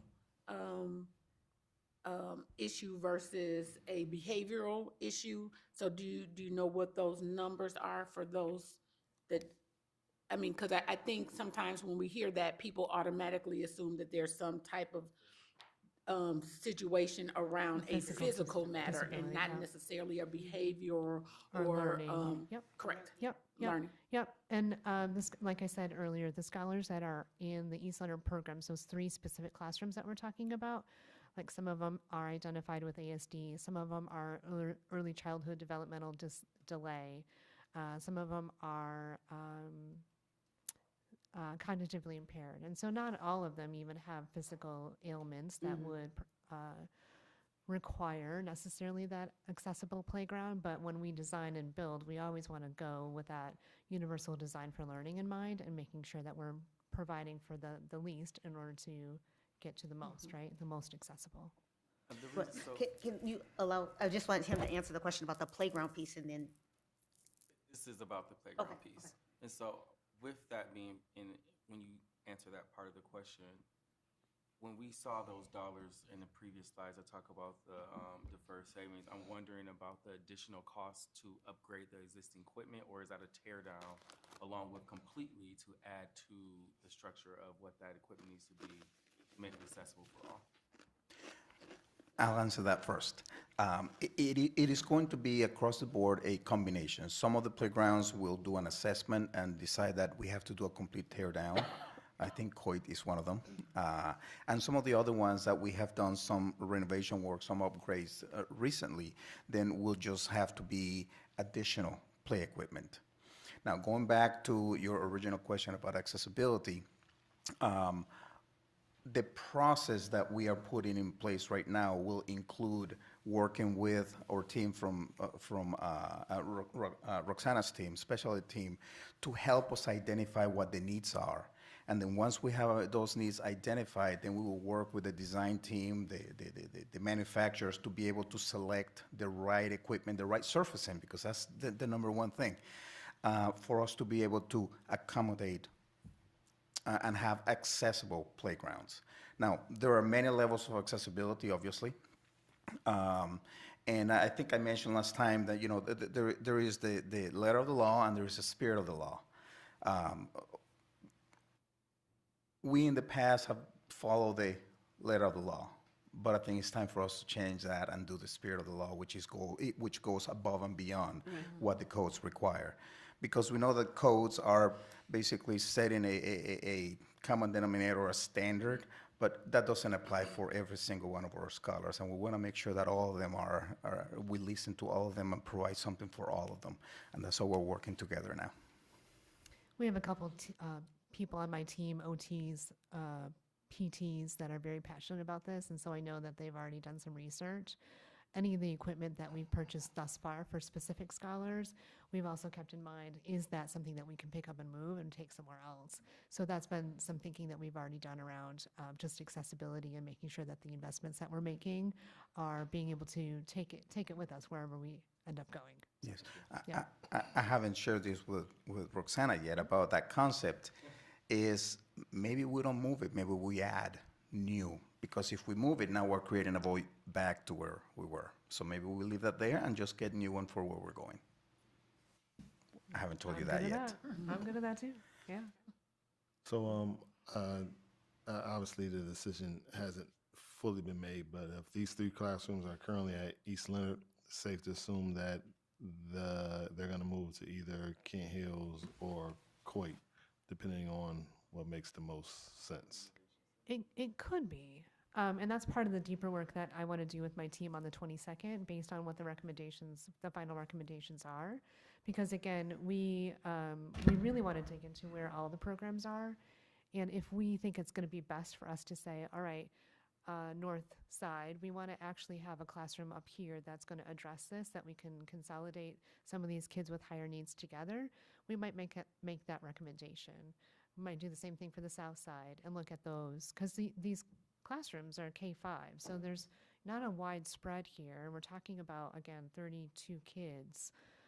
So we really want to make sure that we're making the best decisions for them, not just to put them in one of those programs, because that's what we've said will happen for all the other scholars in those buildings. Roger. So I guess the last question with that, and I agree, and that makes a lot of sense for sure. And I'm not asking you to hold yourself to any date, but assuming that that the plan is approved on the 18th, as you then have a greater sense of, what's going to be around in the long term, what would be your goal, at least, to have a recommendation for where those students at East Leonard would be going? I would say, again, I know I have the whole day set aside on the 22nd to be able to dig into this. I would hope that we come out of that session with some solid recommendations. And again, thinking about IEP season, so to speak, that typically happens in the spring. So if we need to flush out like building walkthroughs or do any of the other work, that we would be able to then do that in the months leading up to the spring. So I would want to have something more solidly in place with recommendations before we even go out and break, making those come to more fruition after we come back, so we can do all the necessary research in order to be able to have the answers around accessibility, playgrounds, all the things. Because I'm still learning the buildings myself. I rely on my team to really bring some of that history and knowledge, but I don't want to do that in isolation. I want to make sure that my quadrant EDs are involved, that our building leaders are involved, and that we're not just doing it in isolation. So that would be the next steps. Thank you. Mm-hmm. All right, Dr. Roby. All right, thank you, Ms. Elahi. So the other area of questionings that we received are separation between our middle and high campuses, not only during school, but before and after school. And so I'd like to invite up Mr. Larry Johnson, our Chief of Staff and Executive Director of Public Safety, as well as Mr. Alex Smart, Executive Director of Facilities.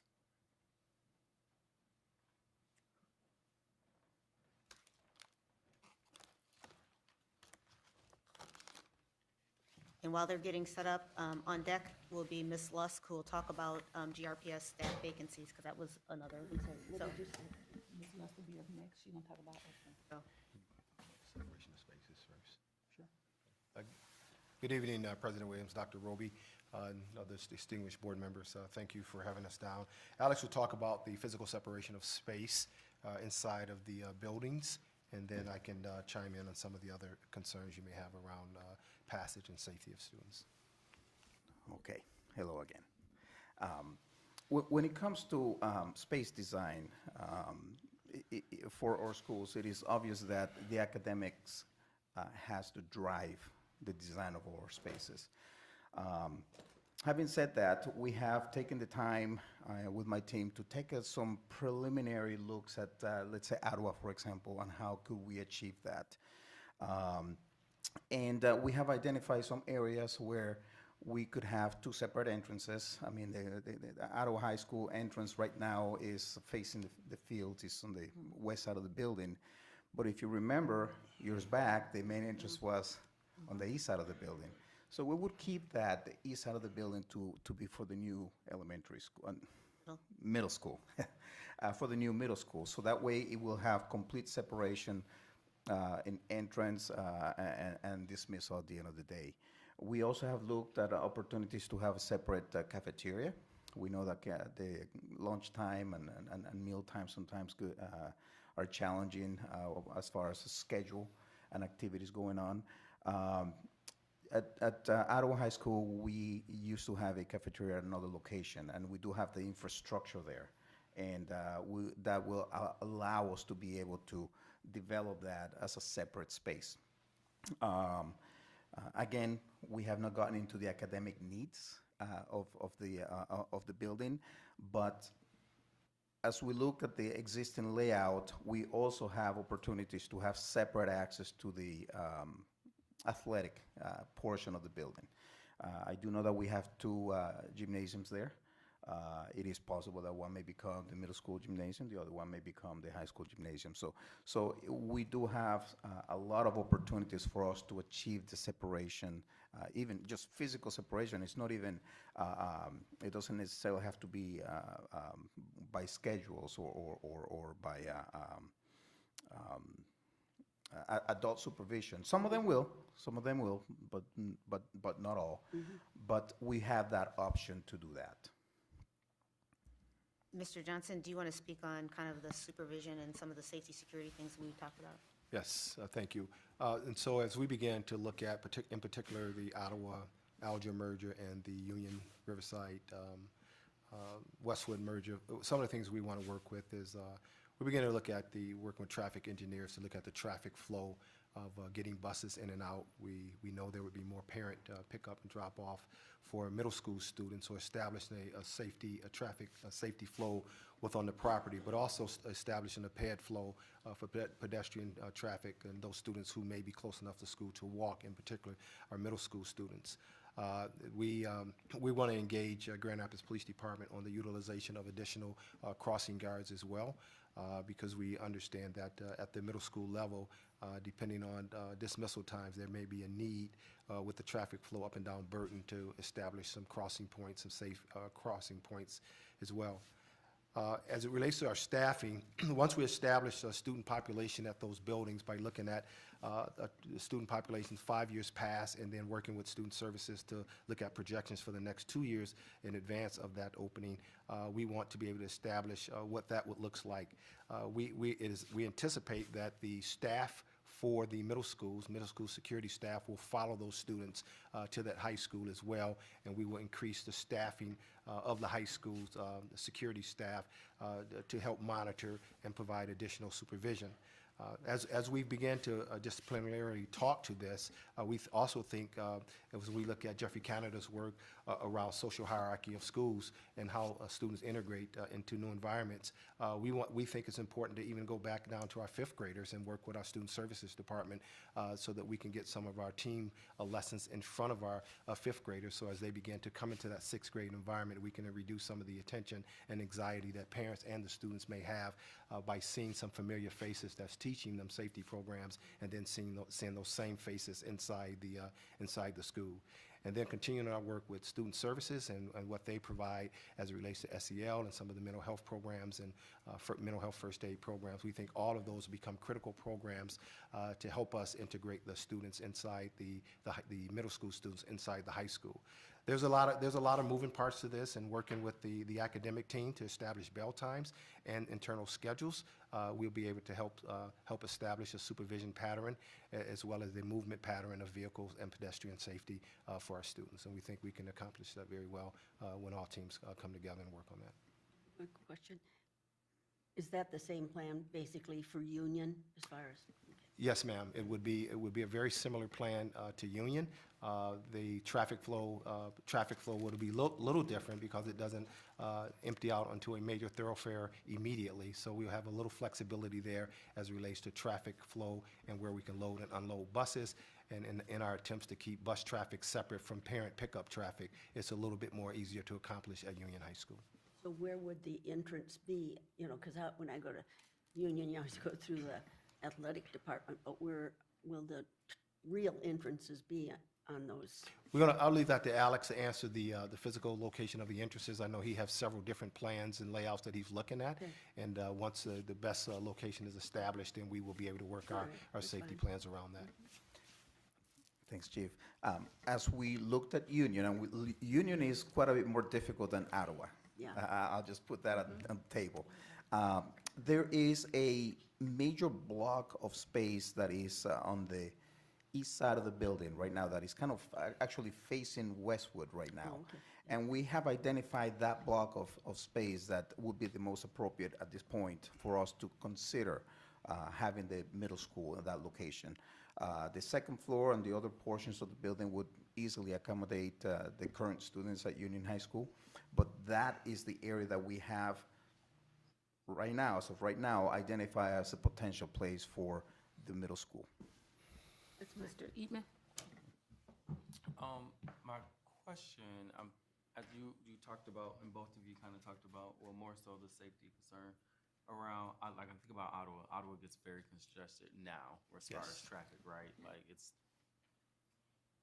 it can be a lot. And so when I think about the aspects of the middle adding more influx to it, have we ever considered alternate times of dismissal if they're going to have that? So if it's a high school getting out earlier than middle school, so that way you have a deferred almost traffic conjunction or something that also decreases the effects of injury as far as people running. Because a lot of the times there's been several times when I have slammed on brakes and I hit kids who have ran across in non-crossing areas going down that hill towards that gas station several times, and I've seen other people do that too. So I'm trying to think about how do we plan to really address that, and have we considered any alternate exiting times? I think the exit times, that's work we have to do with the academic and Dr. Brandy Lovelady and her team in terms of establishing bell times. And once we establish bell times, and then that'll give us a better opportunity to establish not only traffic pattern flow, but ped flow as well as it comes in and out of the property.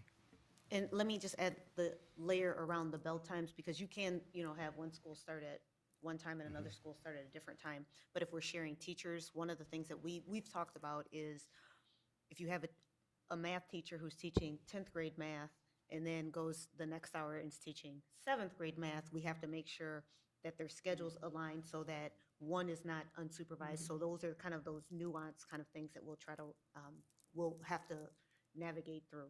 Well, and I would think that there would be a 7th grader who has a brother in 10th grade and they ride the bus together. I mean, it's silly to have buses going, I don't know. To me, those are all details that we'll obviously have to work through in the coming year. But it also makes me think, we've talked about taking what we know is going well in our district and mirroring it. And so we talked about some of our buildings that already have middle school, high school. And I'm thinking of city, there's not a separate entrance for middle school. So I'm just wondering through what conversations have had and hopefully what conversations will be had in those communities as to why we are making certain decisions like that. Hopefully that's something that we can continue to discuss and reimagine, come up with ideas that will work best, because like even city, lunches are all the odd grades have lunch together, all the even grades have lunch together, middle school through high school, which would be very different than having completely separate lunches. And what's wonderful about that, not saying it's ideal necessarily, but like my 7th grade daughter is in Spanish 3 with 10th graders because that's where she's at academically. So we don't want to keep them completely separate. That's the beauty of. I think it's important to keep in mind that, yes, all of those conversations have to take place, and we are planning based on what we know right now, and then with the understanding that with even the staff at both middle and high school, to kind of have them included in what curricularly and planning, what does that look like? Having been a former middle high principal, I've had that same experience where we've had middle schoolers take classes with high schoolers because of where they were placed. And so just because you're a 7th grader does not mean you need to stay in a 7th grade class if your skill set and you're advanced to a certain level. And I think that's important too. Oh, I'm sorry. Ms. Wade was trying to get in.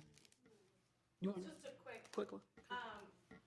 When you were just talking to the teachers, it just brought me back to the special ed conversation that we just had or received. I think that this gives us a perfect opportunity to kind of reset, because the people in those buildings probably have had ideas about these sorts of things for years. They know what works well, they know what's not working well with traffic and all of that. And this is such a beautiful opportunity for us to take a step back and not only look at what's being changed, but what could become better in the process. Agreed. Thank you. Ms. Wade? It's, so exactly what she was saying, not exactly, but about what she was saying was my question was the question was, are these same measures happening at other middle highs? And I know they're not, but I don't know also. So when now I know City High, they don't have 2 separate entrances, and I don't think you prep has separate entrances for They don't. their middle high. And so I'm just wondering why Southwest Middle High has no separate entrances. I'm just wondering why we are starting this off with so much separation when one of the things that we highlighted was community and and we talked about how this would help, our older scholars become mentors and things like that. But then we're separating so much until it's like, now when you tell somebody they can't go somewhere, what are they gonna do? They're gonna try to go there. And so it's scary to me. I feel like we are making plans off of fear of something.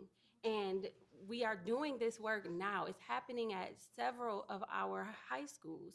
Why are we making plans like this for Ottawa? And I think it's just Ottawa, and I think people are afraid of what might happen if we combine Alger and Ottawa.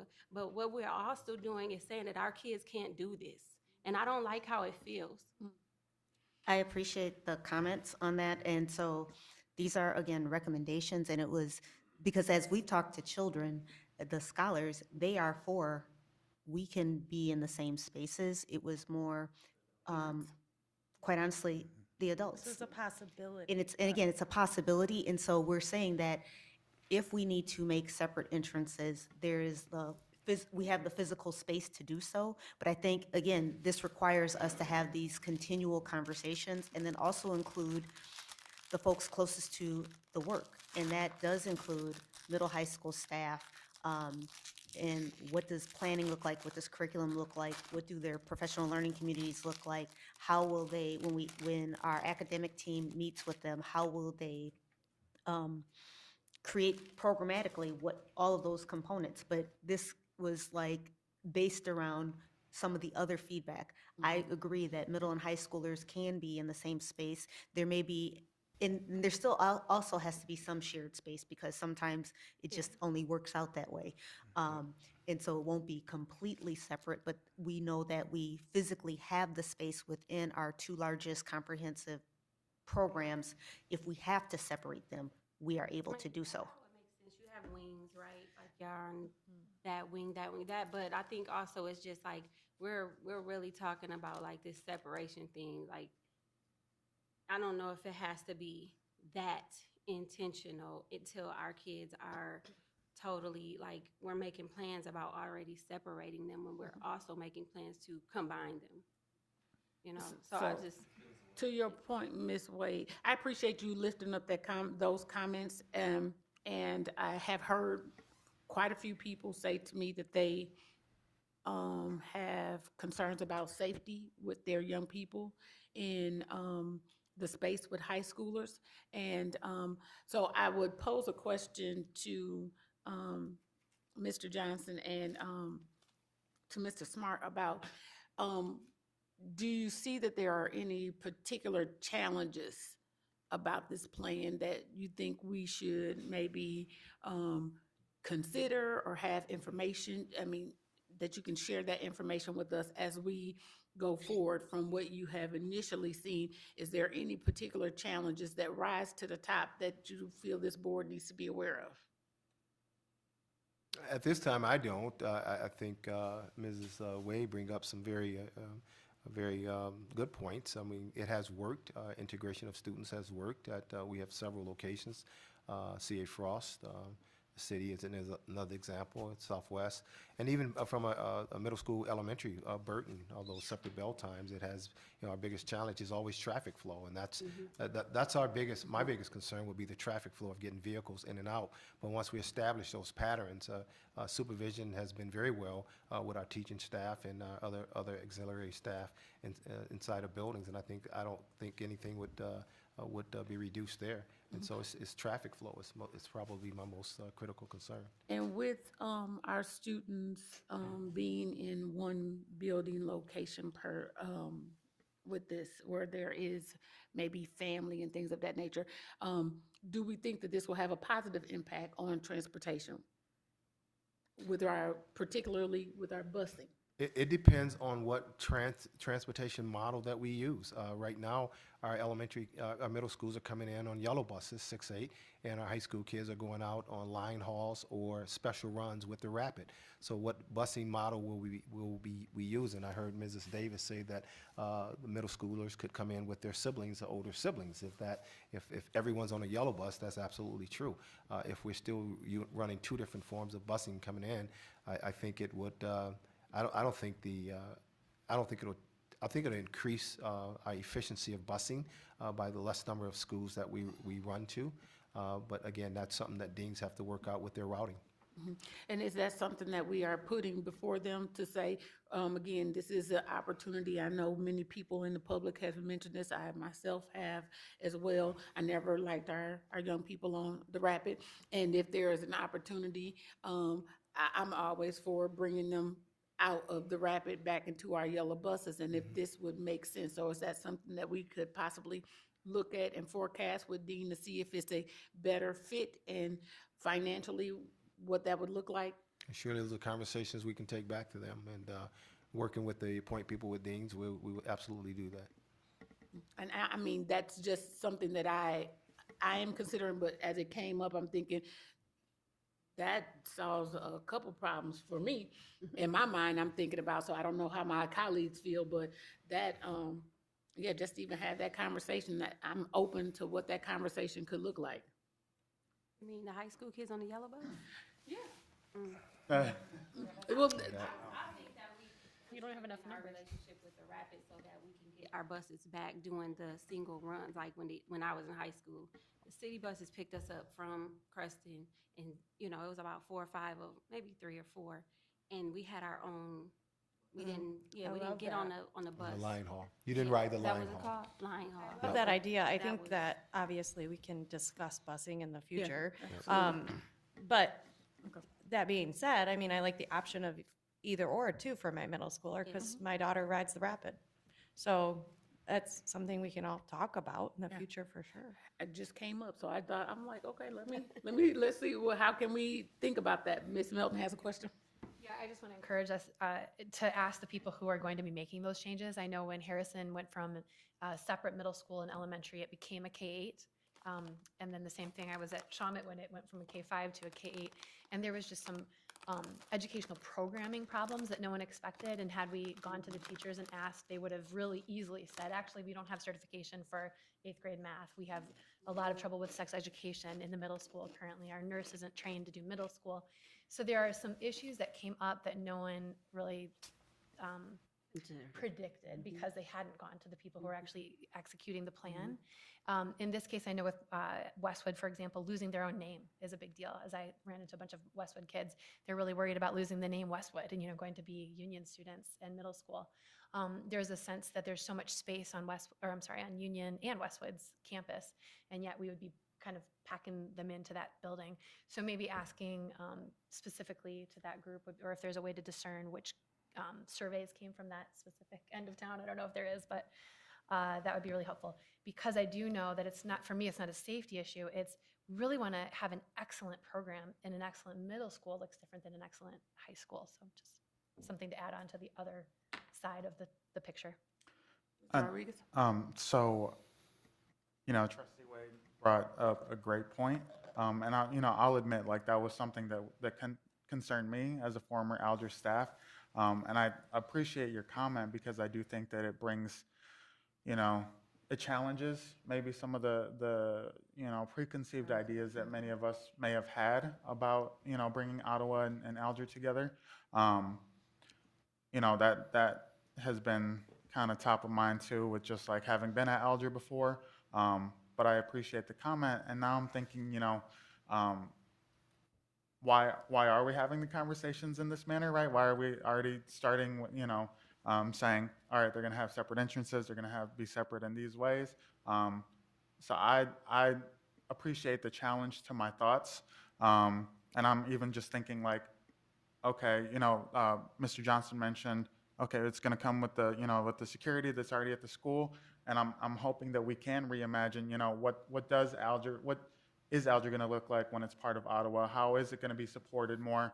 And I know that's conversations to have later on.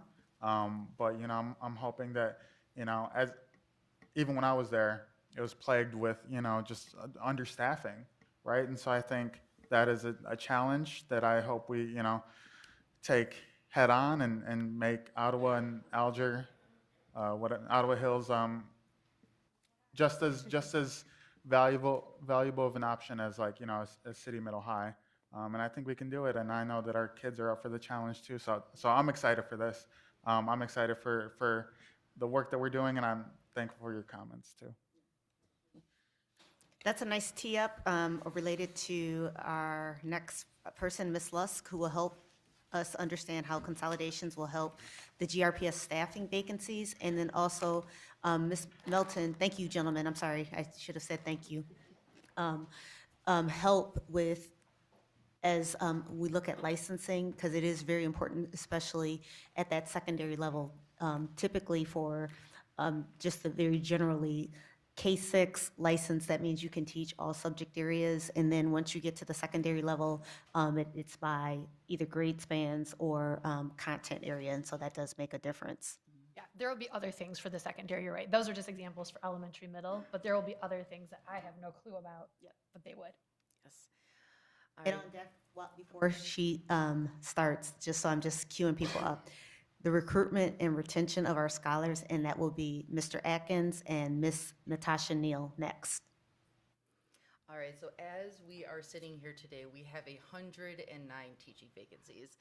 And despite that relatively high vacancy number, we actually have a relatively low teacher to student ratio of about 1 to 15. And the reason for that is because of how spread thin we are. And by consolidating the schools, the hope is that we'll be able to begin right-setting the student-to-teacher ratio and create classrooms that have the appropriate, and please do hear me when I say legitimately appropriate number of staff to scholar ratios in them. By doing that, that will free up teachers. So if we have, 2 schools with relatively small first grade classrooms, by combining them and having one teacher over them, that frees up staff to fill some other vacancies in the district. And it's not just teacher vacancies. This also extends to pretty much every staff we have: food service workers, custodians, counselors, you name it. I know that we have some, especially our special ed staff, that are responsible for 2, 3, 4, 5 different buildings, and they're driving around like crazy all day. And it would be just, frankly, it would just be lovely to be able to give them a home school where they can go to. They know the building, you know, like the back of their hands. Not that they don't now, of course, but they really, you know, it's their school. There's, you know, the consolidation will do great things for that, hopefully. Unfortunately, staffing is extremely fluid.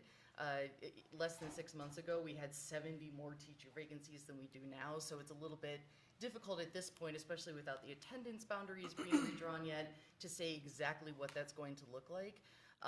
But I cannot imagine a situation where we aren't able to relieve a number of our vacancies by consolidating even just the 2 schools that we plan on consolidating next year or closing next year.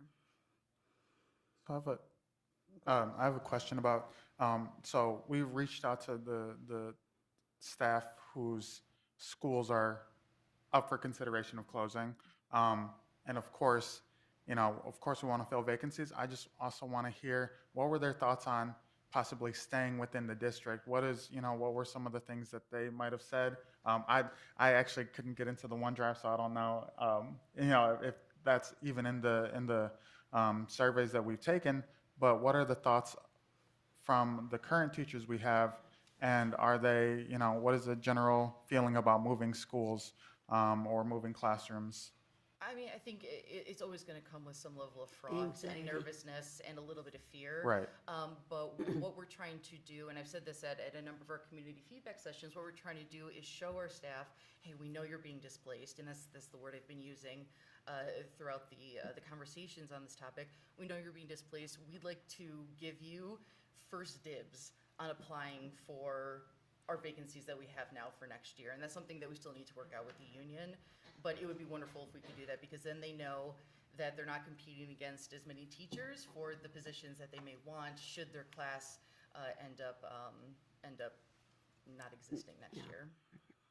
Also, before, I want to make sure that we unpack, we've talked about timelines. Can you talk a little bit about the timeline, so that outside of the first dibs, but then kind of other things that we want to do between now and August of 2024? Yeah, absolutely. So typically we have an opportunity once a year, generally in May or in April, in April or May, to allow staff teaching staff in particular, but all staff, all unionized staff, to apply for vacancies or different positions in the district.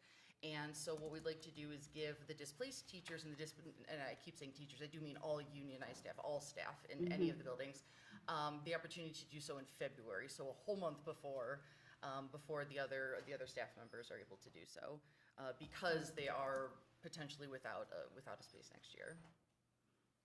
And we have to do that with union approval? Yes. Okay. Dr. Roby, did we talk, and I don't know if this message got to the teachers or not, but the idea that they will have plenty of time to pack up, they will have help packing up, the buildings will be open longer, open earlier in the fall, all of those kinds of things. Because when I talked to the one teacher, she was worried about doing an interview, and she was worried about, how am I going to get all my stuff there? So to answer that question, that's the timeline I was talking about. Like, what are... My apologies. Okay, Yeah. so actually already in the teachers' union contract, it does give 2 days to pack up and to move if your school or your classroom closes or it's reutilized. And what we'd like to do is extend that timeline. What our kind of initial thoughts is that the teachers and other staff members will pack up their personal belongings and take them home with them for the summer. And then operations staff would come in, help them pack the things that will be moving to a new building or new location, and actually do the moving. The operations staff doing the moving themselves, so that our staff doesn't have to worry about actually moving their own boxes. So we just want to make sure that they know that. That's the big thing. Yes, absolutely. And that is also something we'll have to negotiate with the union. So the details of it I don't have yet. All right. But we also are talking about providing them with the contract allows for 2 days. I'd love to be able to give them more than that, and to then pay them in addition Right. for those additional days as well, because I know it's a big process. Mr. Eatman? You made a comment earlier that I kind of would like you to provide me some clarification on regarding the student to teacher ratio. And typically, stats talk about the number of students to teacher, there's better academic outcomes. In fact, what you just stated was the complete opposite, which is to put more students inside of a classroom with one teacher for the sake of vacancy. So I just want to hear the rationale behind that. So no, I didn't. I'm not disagreeing with what you're saying. The reality is that it is exceptionally low, and particularly in Kent County. And in light of the fact that there is such a nationwide teacher shortage, it doesn't make sense to keep it that low. Unfortunately, in an ideal world, yes, absolutely. The lower the teacher to student ratio, the better. But with the way the current economy is with teachers, it's just not feasible if we want to make sure that everything's fully staffed. So do we have data on what that will look like as a result of, because The prioritizing this teacher, that over what you just stated, like, are we expecting to see different results academically or performance-wise as a result of prioritizing that over that? Unfortunately, I can't speak to that. That would be the academic side of the house. What I can say is that by increasing just slightly, I'm not talking about overloading teachers at all, but increasing slightly our teacher-to-student ratio, because I do know there's also teachers that do have overloads. And there are some schools where the teachers are just overwhelmed with the number of students they have. That will also free up our staff to be able to go into those schools and maybe separate some of the bigger classes as well. Again, this isn't ideal, but by right setting the teacher-to-student ratio, it will have a better impact overall. My hope would be that we would stay at the cap that's in the contract. I'm sure there's a cap. So there is actually Or below. Oh, I'm sorry. No, my apologies. So actually, our lowest cap is a 1 to, I believe, 20 at the pre-K level, and right now we're across, and it goes up to like 1 to 29, I believe, at the high school level, and right now we're at 115, so we're very far below that. So there's a lot of wiggle room where we're not going to be totally maxing out our classrooms at all, and that's certainly not the intent, but just to make sure we're just right setting, so we have more opportunity for our teachers. And I'd like to highlight the lessening of the overloads. Yes. That's also part of the impact. Mr. Rodriguez? Yes. I just have one more quick question. Are building hours and access to buildings, is that something that's negotiated with the GREA? It is, and I'm aware of that issue, and I'm happy to negotiate that with the union, absolutely. Okay, perfect. Because I'm thinking, just aside from like giving them the days, giving them maybe, extended time in the day to have to set up their classrooms, over the summer prior to the school. Absolutely. Start of the school year, so. I'm sorry. Go ahead. No, go ahead. You're So good. they do, all teachers do have 10 days before the start of school to do Right. that, but giving them additional time since they are in a new environment and all of that, I mean, we'd be happy to do that. And do you know what the current building access hours are? Oh, that would probably vary wildly between schools. Between I'm afraid schools? I don't Okay, know. there's not like a Nothing. general, like 2 hours after the bell rings or something? No. No? Okay. All right, Dr. Roby? All right, up on deck. This is how are we improving recruitment and retention? And I know there's a couple of questions that were asked throughout the evening, and then here is your time. If you remember those questions, I'm going to invite down Mr. Atkins, who is our Executive Director of Community and Student Affairs, and Ms. Natasha Neal, Director of Community and Student Affairs as well. Up next, after that is because I've been asked this question, or we've been asked this question a couple of times, what happens if we decide to delay the vote? And that will be Mr. Smart and Ms. Cribbs, who will give us both the financial implications and also the construction implications. All right, you're up.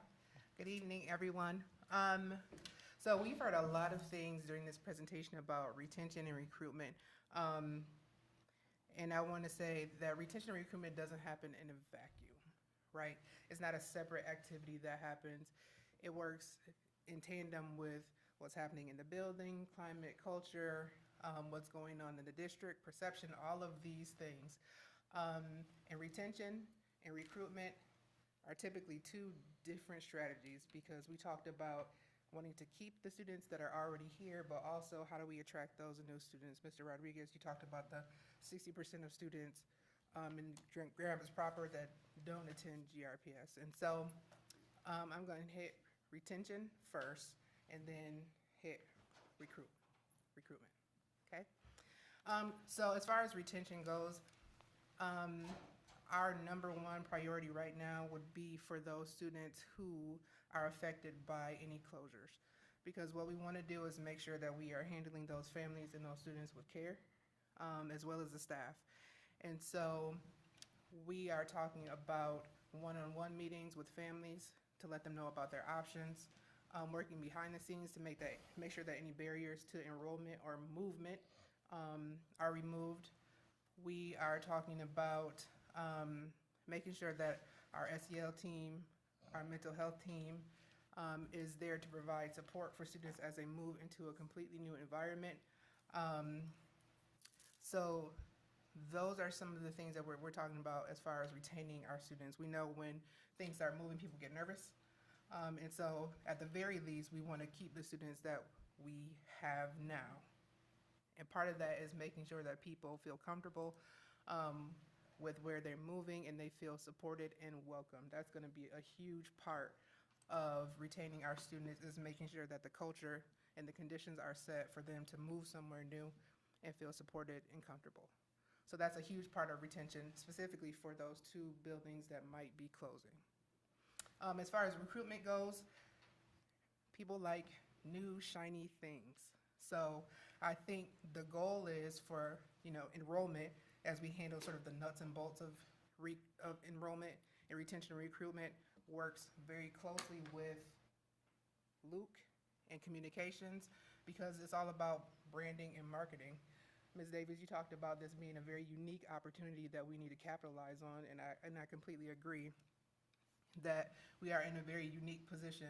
And when we say reimagine GRPS, yes, but also rebranding and sort of reselling.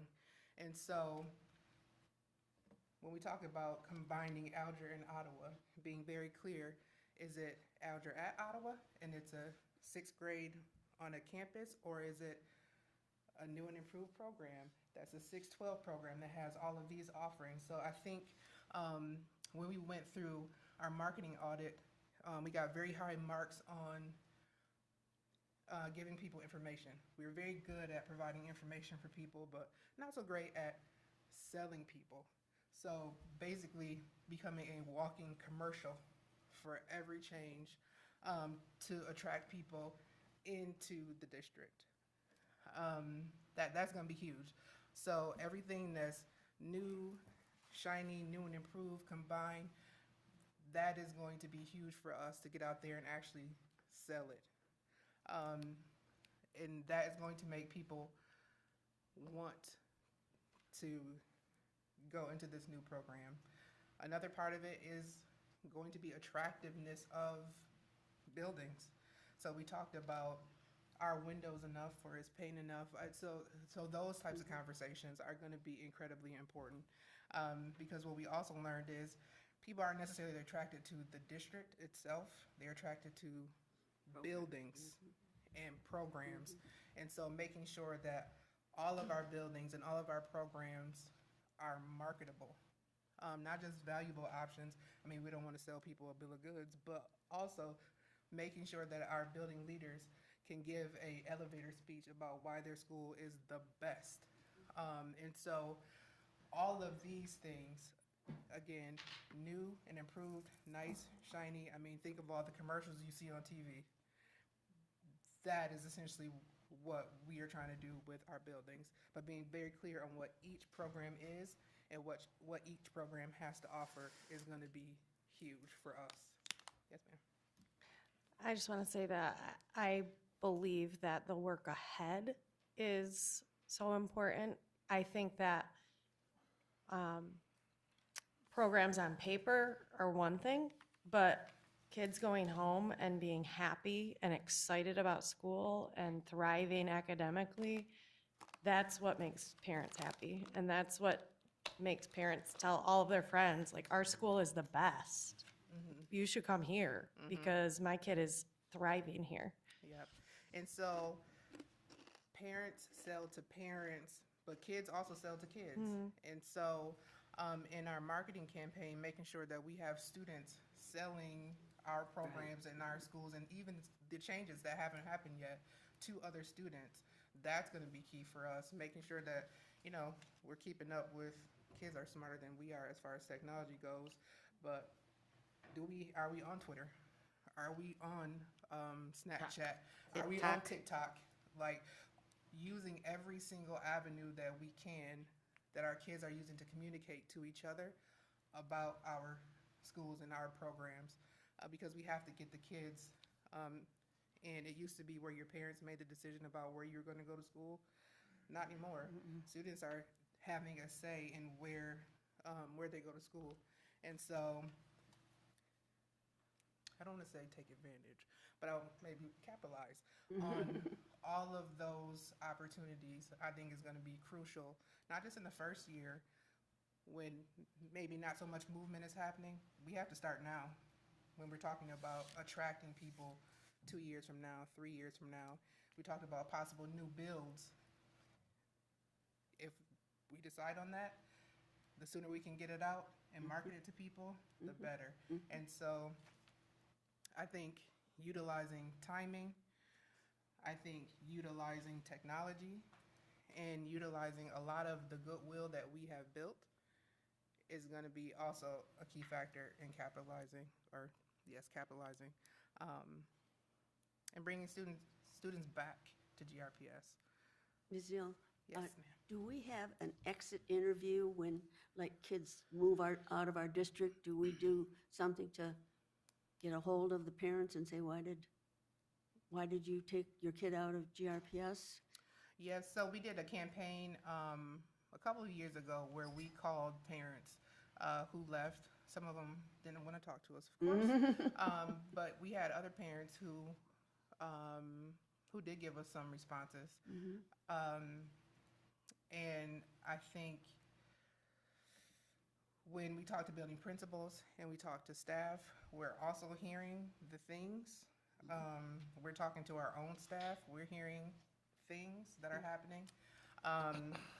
Sometimes what we see from a district lens versus what a building sees or what a parent experiences at a building versus how we view their experience, totally different.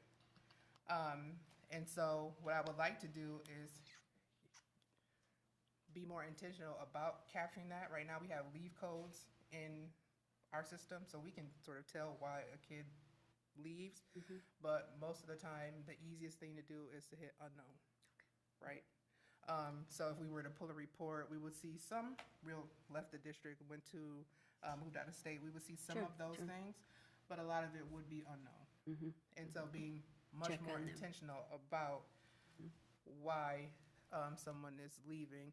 I think it's also harder to talk to someone when they're walking out the door. Right, sure. Than it is to talk to somebody while they're here. And so this student feedback and this parent feedback, utilizing that as we move forward, about what people want to see, but also, why are you staying with us? I mean, I think that's a valid good question, too.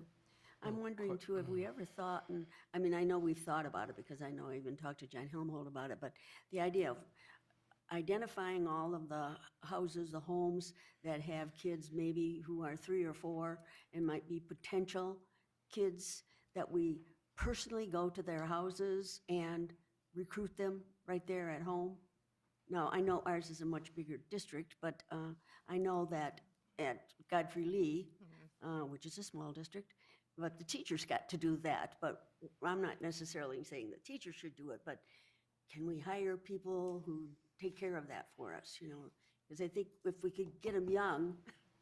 Yeah, we actually have done that, and I think it's a good kind of like every other year or to do that annually. I remember when I first came into the district, it was more related to kind of like our pandemic, and then once we started to welcome students back, we were doing that, and we actually hired a firm, if you recall, that went door to door and did some of that to find out are you coming? Do you know that we're back open? And things of that nature. So I think Okay. that's one of the strategies.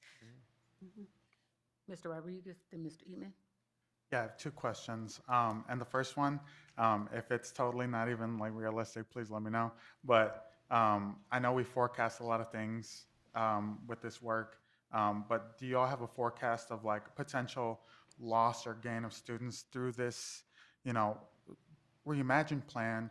Or if not, you know, if the reimagined plan passes as is, do you have a goal set for the retention of scholars in the next, 5 years? So we are working with SDS right now because they do a whole formula about projections for next year. For our projections for next year drive the budget, and so this is the season where the numbers are being finalized. But so I'm not sure if they are projecting a loss or a gain at this point. And so I think when we get those final numbers, probably in late January, Okay. we'll have the projections, and they'll be using some of the information that Luke provided as far as birth rates, and they typically go back 5 years to project 2 years. It's a formula. Yeah, I don't even want to get It's into like thinking putting about it. information But into a black box and then they Yeah. yeah. So we'll get those numbers from them late January. okay. We use that same projection to do our budget for how many teachers we think we'll need at each site as well. So those numbers are used in multiple ways. And then the second question, sorry, was so how are you utilizing PALS in the work to sell GRPS to Grand Rapids to our community? And then like are they being utilized to support the work going through the Reimagine plan? And if so, like how does that look like? How do they fit into this plan? So PALs are one of the groups, actually have a meeting tomorrow morning that we're closely working with. We know there's a group of about 40 of them right now, in the sense that what they're bringing is what they're hearing from, say, the boots or their level. What are they hearing? And then we disseminate information to them. And what we're trying to do, really through the Eureka report, Shirley's master plan, this piece is empower them to be able to say, you have a neighbor, you have a friend, you have someone else, can you bring someone to this event? Or have you talked about an option here? And a lot of times the fear is the not knowing. And so getting information straight to our caregivers so they can tell someone that no, this school, for example, is a great school. I should strongly suggest, and this is how you do a tour. And one thing we talked around what happened a couple of years ago, Natasha briefly touched on, we had an enrollment equity report, and by being able to giving caregivers school tours as being one high level strategy. It's good to hear the principal, but a lot of times I want to hear from one of my peers, and so we start with PALs with that information. And so I know we, for example, we worked with the PALs, got trained in with Dr. Karen Mapp's work on the dual capacity framework, for example, to give them strategies, really of how to work, bring more families to the table. And so this is something that it's been a multi-year strategy, but this is kind of the next step of it. Are we going to expand our PALS work through the Reimagine plan? I'm only just thinking of like, whether we have, some hurt feelings. People are going to be hurt about their school closures, and, we got to be real about that. But I think to your point, Mr. Atkins, too, is when you hear from others, that are kind of going through the same thing, or when you hear from other parents, that kind of builds that sense of camaraderie and community. I would love to see I love the PALs. I've met with them on multiple occasions, but I would love to see an expansion of that too during this work. We definitely are looking at ways, because we know the structure of PALs, at least how we have it currently set up, between either a meeting in the morning or at night works for some families but not others. And so we were trying to think through different touch points we can reach, I think, a more diverse set of caregivers. And so that is kind of the ongoing thinking right now. But we believe in PALS, so we definitely want to expand it, but expand it thoughtfully. And then to piggyback on that, utilizing the PALs more, each building is going to be asked to come up with a building retention and recruitment team. Because right now, you might have one parent who's vocal, but you're missing a student. You might not have a teacher. You might not have a member of the support staff or a member of administration who is championing that work. So we're asking buildings to put together teams that will be their retention and recruitment teams, so they can post on Facebook, they can post on social media, they can do school tours, because we want PALS to be part of giving a school tour, but we also want students to give school tours, as long as it doesn't take them away from class. But because again, student to student, they're going to listen to someone closer to their age than they are going to listen to us tell them how great this school is. And so that's in the works for this semester. We're just waiting for the plan to sort of be solidified so we can say, hey, everybody, this is what it looks like. Here are the talking points. Here are the materials. Go. Are there, while I pitch it over to you, are there PALs in every school? Just about. There's almost. Okay. Not quite. So, as I was listening to you all, or you give the presentation, that is, one thing that kept coming to the top of my mind was around the psychological safety of our scholars that have definitely shared that over and over again in regards to having and being so excited about some of the innovative ways that either programming that they created or co-created with their leadership within the school for safe spaces for them to be who they are, but also that was something that was brought up in a way that was attractive to them. And so I'm thinking about the aspects of, we know the data and what it talks about regarding the lapse of reality versus the phone. What I'm getting at is with kids. And so if the aspect of this attention span difference with them being engaged in the classroom and we're attracting them as having said psychological programs or psychological safety initiatives that we have that we've been talking about, how are we going to utilize those in a recruitment plan for these scholars? Because if that is something that they've been talking about that they want to see, and you're utilizing that as an aspect of saying that the students or the scholars are picking their schools, and that's been a main concern, how are you integrating, especially if that's the area that you both oversee in a sense, how are you integrating those psychological offerings, support offerings that we have in the district to be a part of the recruitment plan? So let me make sure I understand. So when you say psychological safety programs, mental health, behavioral health, those types of things. Gotcha. So let me start. One thing we're doing, and I know there's going to be more details coming up at an upcoming, I know Academic Achievement Committee is around the social emotional learning things of nature in January. But at a high level, what we said is we started with adults. We started with adults first because best practices say that you look internally first, and that's what we've done.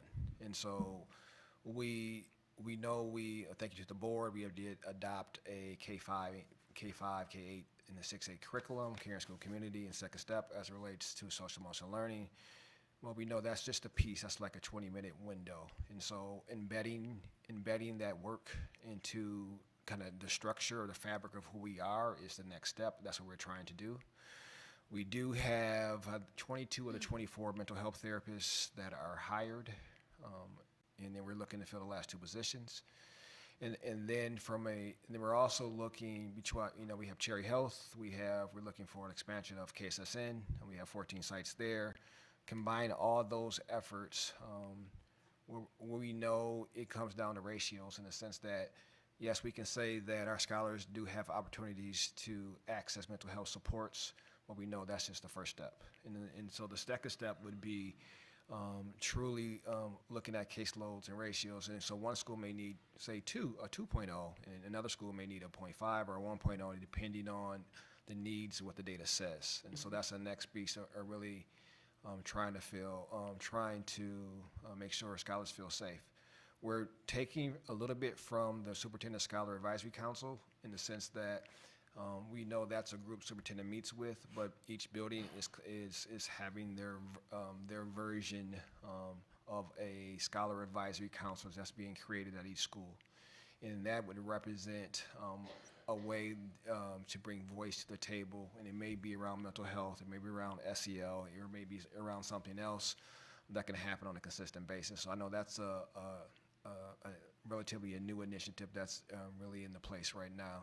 But you take community supports, and we have a few other community supports besides Cherry and KSSN as well, that we have contracts with right now. But you take the 24 mental health clinicians that we have, we're looking to see really where we need to go with that. On top of the social emotional learning pieces, we think we have a good start to something. So let me rephrase what I was asking, because you hit on some things, but you didn't hit on what I was talking about. So in particularly, I want to highlight, and I don't remember the scholar's name, but the one that had the Melinda and Bill Gates scholarship, and she created that space that was inside University Prep, that was intentionally made to attract students and also have support for their mental health. That was something that scholars voiced that they liked and found attractive. So for me, that is another aspect of us not trying to reinvent the wheel, but if they're showing us that something worked and that it is attractive, how are you going to utilize that in recruitment to say we have this unique one-off, or we have that as far as that attraction for students and retention? I think also one of the things that we are trying to use as a data point is our student perception data, because that's also indicative of how do kids feel about sense of belonging? Do they have someone to talk to? Do they have a connection to someone? And then to utilize that data, because we're able to tease it out by individual schools, not individual scholars, because it is anonymous from the standpoint, as it should be, to protect the identity of kids. But then as we are looking at perception data as an example, to be able to tweak that data to allow the differentiation of what's needed at a particular school. And an example might be that you just mentioned the social emotional wellness room at UPrep, and at other schools it might be a strong emphasis in some other kind of affinity group or something else that young people have expressed a need for. And those are some of the things that, as we are trying to do our recruitment strategies, to have some goals around who are we retaining year over year, but then also what are the things that we're able to say, where can we be tight and loose? And so every school, as an example, should have a scholar advisory of some sort. How they formulate that, there's some flexibility around that. The goal is to ensure that there's some differentiation. It's not just the kids on the honor roll. It might be the kids who might push the system a little bit, and and things like that. So those are some of the things. But then year over year, why are kids leaving? Why are kids staying? And I think that's helpful too. And then to be able to programmatically look at that. And so when I alluded to the vision card, those are some of the components of some of the things that we should be able to see of our goal for our high school students is to retain year over year X percentage, and to gain X percentage. For middle school, same thing, in elementary. I think that's good, but that's not answering me. So I'm just gonna, because I'm trying to get you to pull that out. And so what I'm saying is, if that is something that the scholars have highlighted as an asset to their school, how are we going to utilize what they're calling assets to attract other students? And so is there a way to put that in a video or use students to talk about that, where they're saying, we love that program, we have that here? Because quite frankly, not every school district has that, or every school or schools have that within their district. And so that is telling that story. How are we going to use that particular thing to tell the story to attract other students that we have that, let's say, that Granville doesn't have? We have that and Granville doesn't. That's a way to be like, oh, I want to go there because they have X, Y, and Z programs. So utilizing those one-offs that we keep seeing that students and scholars are responding to positively, how are those going to be incorporated into the retention and recruitment plan? Is that what I'm asking? I think I got it now. So Same. part of telling our stories, and one of the things that we have been doing that you should see differently from years past is we started with even each school, each principal, kind of the introduction of each principal, and then kind of that advertisement, so to speak, of School A, we have these programs, and going back to what was presented earlier, utilizing student voice to kind of sell their school. So to say, we have this program or we have that program, and also utilizing students to be ambassadors as well as the staff to be ambassadors for their particular programs in schools. And again, that goes back to where can we be tight and loose? I think every school should have some things that are unique to it, but then all schools should have some similar things. So all schools should have a web page. All schools should have kind of the overall programming of what takes place at their particular school. The uniqueness might be this school has theater, and this school has marching band, and this school has whatever, and to sell it as such. Is that kind of what you're suggesting? Got it. Right. So I'm sorry, I didn't understand what you're asking. You still first. answered the other questions I was asking, but you just answered that one. So you good. You did good. Okay, so, because Dr. Roby's point, I think that a tiered model makes sense. So universal tier, every school in GRPS has this. This is what we do extremely well in GRPS. But second tier is this, UPrep has this, and our students respond to this. And I think giving building principals and building leaders a chance to say, hey, I didn't know you were doing that at UPrep. I want to do that too. How can I do that? And so being part of this process of idea sharing, because there are things that we do well that other districts are not doing, but sometimes we don't know. So you might have a school, CA Frost might not have any idea what UPrep is doing across town. And so that has to be part of what is universally, what do we do, but tiered, what do specific schools do extremely well?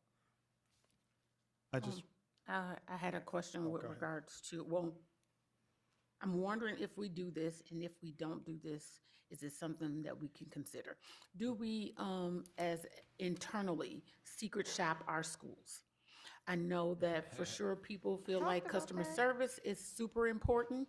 So do we call up a school and see how we are treated that day? And do we get a person that's willing to put us on hold for 10 minutes? Or do we get somebody that is trying to help and assist us? Do we secret shop? What is it like to come to the school that day? Is there trash all over the place? Is the curb appeal there? Do we do those things? We just had a secret shopper last year. The marketing consultant that we were working with had not met any of our building leaders at the time, pretended to be a parent moving in to Grand Rapids from out of state, and went to 4 of our buildings. And we strategically chose buildings that were in the 4 quadrants, some themed, some neighborhood schools, and he did secret shopper exercise, both in person and on the phone. He did it to our office and student services, and I didn't even know he was going to do that. We did very well. But so yes, we did. We had some areas of growth. For instance, it was hard to schedule the tour, but once he got into the buildings, completely different story. And so part of their feedback was our building leaders and our students, that's our bread and butter. If we can highlight that, we would, it sells itself. And so, so to answer your question, yes, the feedback that we got was great. And so the barrier is, how do we make it easier for people to get the tour, to get into the building? Because that was really his only sticking point. But also, we do it informally too. And so, that was the kind of contracted piece. But if you're asking if we call on a day, we have people call us too and say, we build relationships. I say, I can't get on it's been 10 minutes, I've been on hold. And then, we may have an inside line and say, hey, what's going on? We're getting information that someone can't get through. And so we do those on a very consistent basis as well. Thank you. I just had one quick note, and not even a question, but just thinking about how, Ms. Neal, you were talking about the tiered systems, right, of support. When we have PBIS coaches, right, at every school, or hopefully we do, but I'm thinking back to when Miss Deborah Pryor Baird was on our staff, and we would connect with folks from all across the district, once a month, once every couple months, and I think that really did well to spread ideas, spread, things that are working across various schools.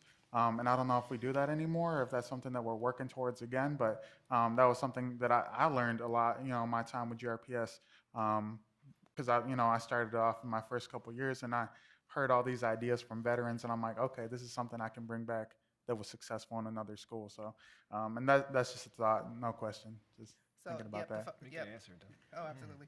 So we're bringing that back for the PBIS building coaches to be brought together, but also we're doing that with our deans.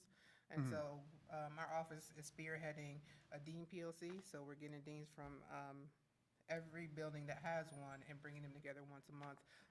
We go over data, but we also talk about, hey, I'm struggling with this at my building. How would you handle it? Or this is going really well at my building. You guys should think about this. And so we definitely use it as a learning cohort for our deans, but hoping to get those PBIS coaches, no matter what the role is. It could be an advocate, it could be a teacher, whoever it is, and getting those folks together to talk about what's working, what's not working. Right. Love it. Thank you. Yeah, we're also working with the ISD on a multi-tier systems of support framework.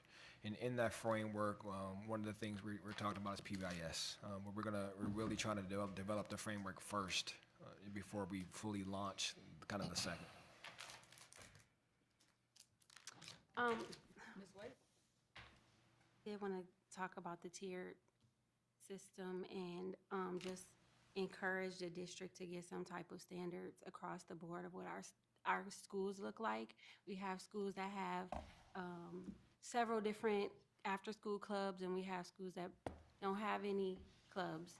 And they're like, what type of expectations across the district do we have for our high schools, for our middle schools, and elementary schools, to where we don't have to, have our kids learning that there's esports over there and like they don't have it, or like there's a Black Student Union at this school, and how do I get that at my school? And then they can't find teachers to support it. How do we set a standard to make it so that our kids have opportunities, no matter what school they are at? And I know they're not all going to look the same, but they should have some. So that definitely is on the radar, and that is what you just outlined is the gold standard, that each school has opportunities, and it may vary from each school of extended learning or after-school opportunity. And we do have just a handful of schools right now that are participating. We have 15 schools that have 21st century. And so total, we're probably in the low 20s right now, that I would say, that has, or low to mid 20s that have some type of after-school program, if it's tutoring or to whatever, examples that you gave, Ms. Wade. And so what we're trying to do is build that in. So it is a priority. Staffing is a huge issue right now. So I know we're looking for community partners that can help support some of this effort. And the more we can make the school day, I think, relaxed and better, and in the place that people want to be, the more likely I know our staff are going to want to stay and for the couple extra hours after school. And but even I'm so sorry. No, go ahead. Our students need to know too, right? Like how they can get a club at their school, because if they don't have any and they've not been introduced to that, how are they empowered to even know what they could do if they've never been to, like, did a tour at a different school? Like maybe some of our newer schools, like Southwest, who they've been here a couple years, so the students don't really know, like, opportunities or have ideas around what they can do in their schools, and how are we getting our kids to even possibly visit other schools and do tours so they can bring back ideas as well. But Dang, you said something and I was gonna comment on that, but it's all All good. good ideas. One of the things that principals are doing is when we're talking about idea sharing, and I know that both Ms. Neal and Mr. Atkins kind of alluded to that they do this through PBIS and the deans and the sharing. What principals are doing is this year meeting in different groups to kind of share their glows and grows of different programmatic I love that. pieces. So that, because in education, there really is not, there's always opportunities to see things fresh. And so when we meet monthly, they do the north and south and east and west. I don't remember what the configurations are, The but halves. it's north and south principals might get together, and then east and west principals, and so they have different combinations. So the groups are fluid, so you're not just with the same groups, but there's an opportunity after professional learning to just share ideas, or even things that might be burning topics that are taking place in your particular school building, and to be able to talk with other colleagues to review from a problem of practice, so to speak, to hear other ideas from colleagues that are wrestling with something in particular. You brought up the community partners. Yes. One of the things that I do hear out in the community that it is extremely hard for to partner with GRPS. And so I want to understand what is the best process for someone to partner, because some people go directly to the principal and they get a great response because it's like, I want to partner with Dickinson. I'm going to go to Dickinson and form a relationship. But when they reach out to the district, is there a way that we can even communicate that on our website, the best way to communicate or who to contact to partner about specific things? And that's for everybody in the room. Yeah, and so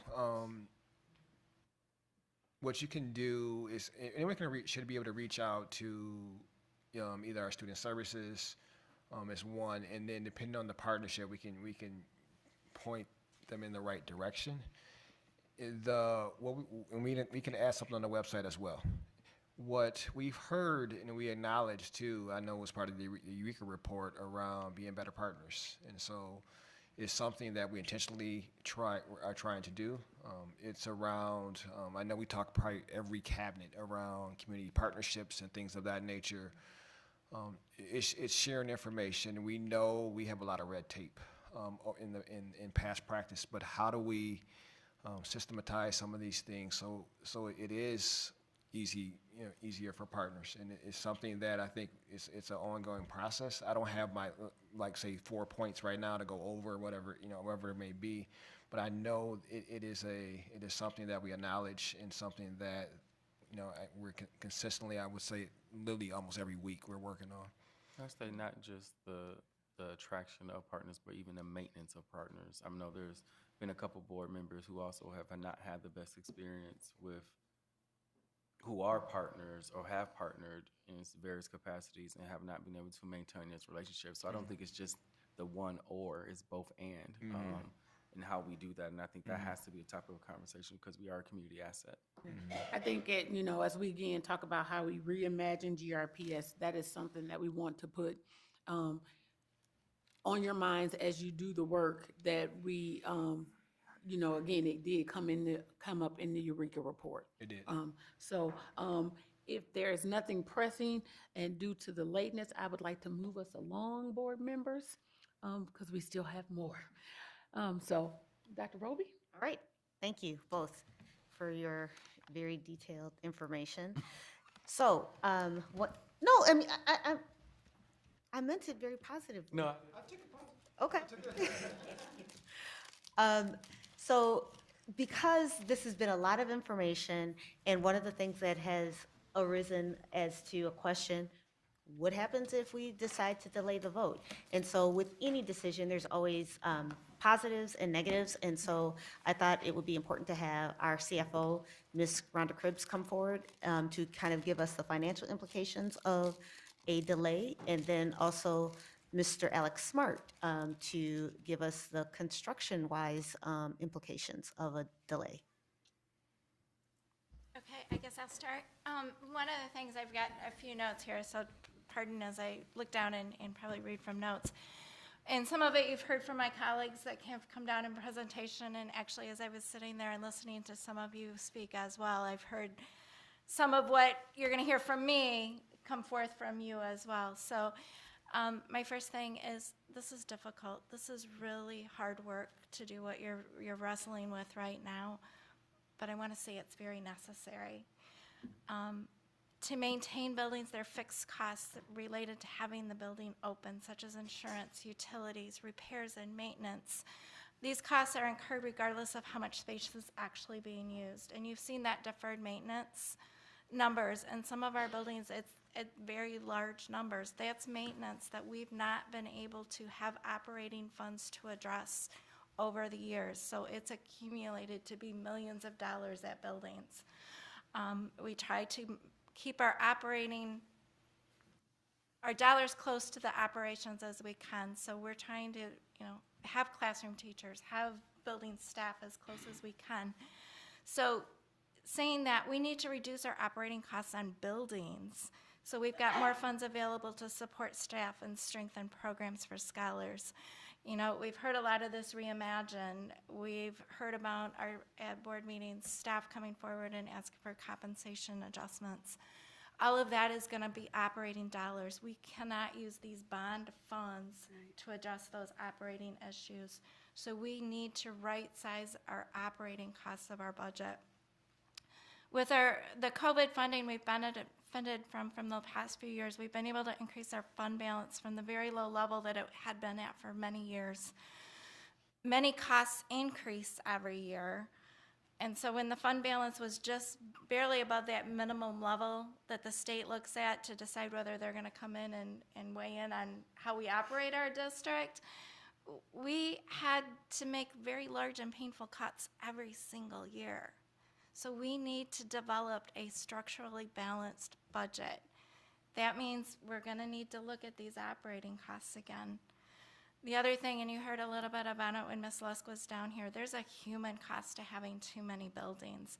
We've got many vacant positions. Existing staff are asked to provide coverage to another building. Staff are moving between buildings, so then we're paying them to be in their car instead of doing whatever they've been hired to do in a specific building. And so neither building received the level of service that it really deserves. With small buildings, another case of the staff cost is there's usually only one person for a particular type of position. For example, in a small building, there's usually only one secretary. So if she happens to be out sick that day, others in the building provide the essential service of being there to answer the phone and man the front, the opening the doors and those types of things. But that means they put their normal duties on hold. So in larger buildings, we typically have a second secretary, so the essential services can still be maintained without taking that extra cost on the staff. So our staff in many places are stretched very thin, and it's leading to burnout and turnover. So that creates, exacerbates our staff shortage problem. So it's kind of on that downward spiral. So I heard it mentioned earlier too, we're gonna start work on our 24-25 budget very early in January. SDS is working on student projections, and that's our first step in doing teacher allocations, doing allocations of federal grant funds that need to go to buildings. So if we delay the decision-making and what that looks like, it's going to delay our budget process. And if our budget process is delayed, HR won't know what positions we need to go hire for. So when job fairs start to happen in late February and early March, we're not going to be at the table because we haven't figured out what positions we're going to have available. So those are just some costs that came to mind. Just another piece of it is we are planning right now to issue our first series of bonds in March. There's a requirement that a majority of these funds be spent within 3 years. So we've learned in the last few years in these bond construction projects that we've had going that to minimize the disruption to staff and scholars, we need to plan for the construction to take place when buildings are unoccupied. So that means we need to do the planning to start as soon as for example, when school is out in June, so we don't lose this summer's construction season. Back when we had our, I want to say 2015 bonds, we were in danger of not completing things within the 3 years to fully spend that money. That would have made our bonds potentially be non-tax exempt. So we had to do, $50 million of work one summer. That is a lot of work. That's a lot of stress on a lot of people to do it. So we need to, Alex and his team are working on a timeline, which sounds like it's a long time, but it will go very quickly. So we need to get this advanced planning so we make sure construction can happen this summer. So hopefully that's the lead in to your Perfect. It's perfect. We always start with the end date in mind. Bless you. When it comes to school projects, we know when our scholars are coming to school, when we're starting school. And that is pretty much cast in stone. We don't have an option to delay. So when we have an end in mind, when we start the process and the planning, and we delay the beginning, what that does is now is beginning to compress the time that we have to complete a project. That's what we tried to do with Gerald Montessori, and we know how that went. So the options are to drastically reduce the scope of work that we can get done within the time left, or delay the project to another time, because obviously doing construction, continuing after school start is not an option. So those are the primary reasons when it comes to the timeline. Now, there is one other thing that we usually don't think about, and it's competition. We are competing with other school districts that pass bonds right now. We're competing with other school districts that have projects planned already for construction. And when it comes to the talent pool locally, because I know that the board is committed to keeping the work locally, we don't have a whole lot of choices. And if we delay the process, now we're coming late to the table to find the qualified architects and engineers and construction managers to give us the quality work that we need, because they are already busy with our competitors.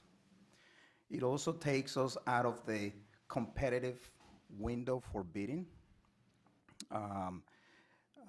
Contractors are not going to sit around waiting, so they're going to be filling in their schedules to do the work.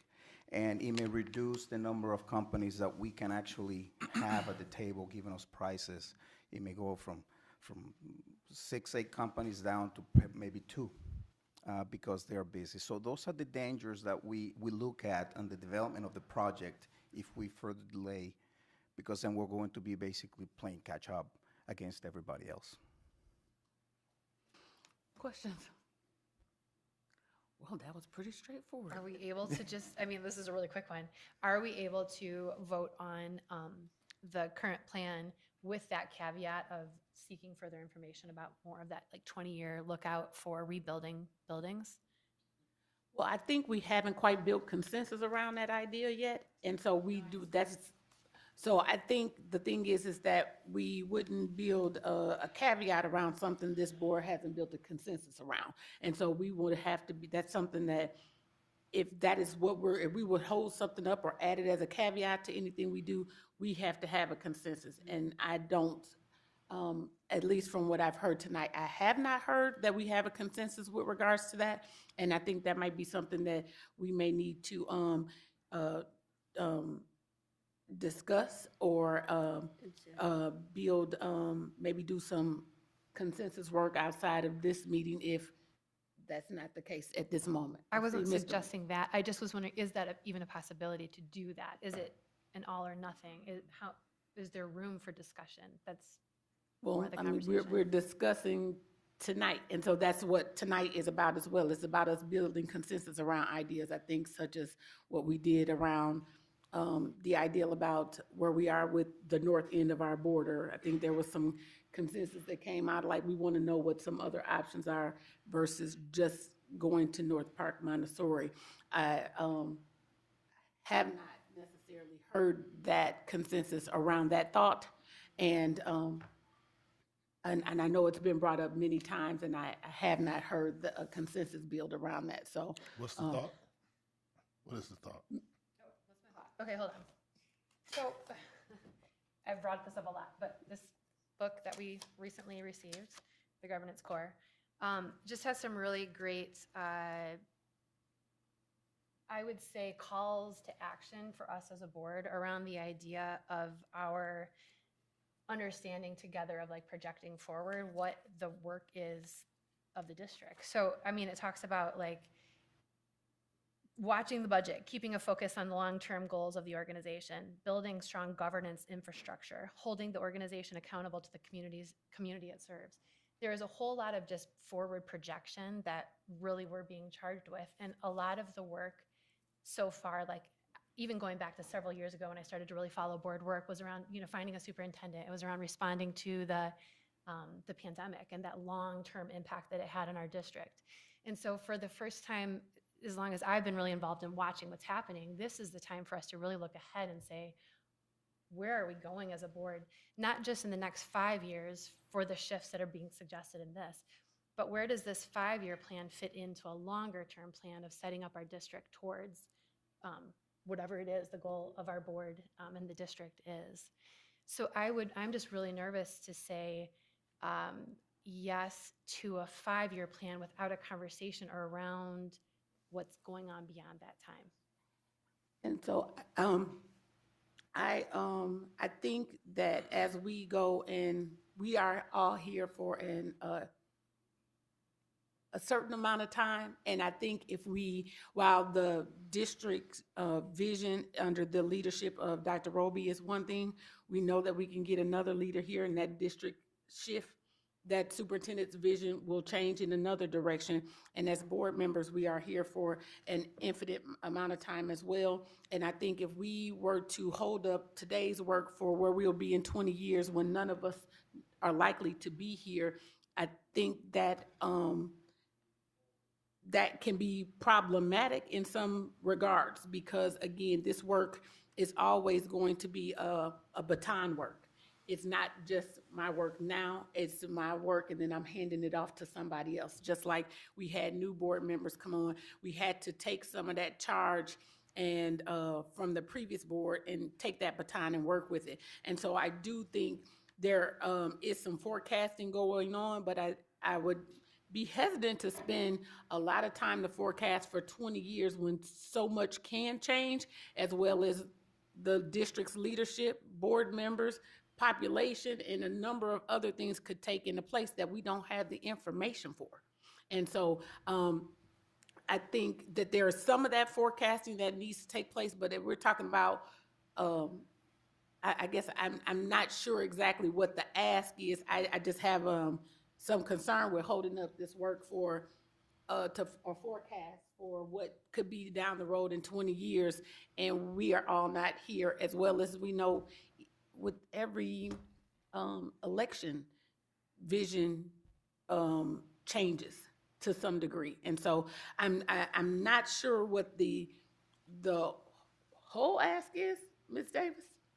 I mean, I think what you're saying could speak to why you would want to cast a long-term vision as a board, because if we don't have a long-term vision, then anytime the board changes or leadership changes, it can change. I mean, that's why we have certain policies that we set in place.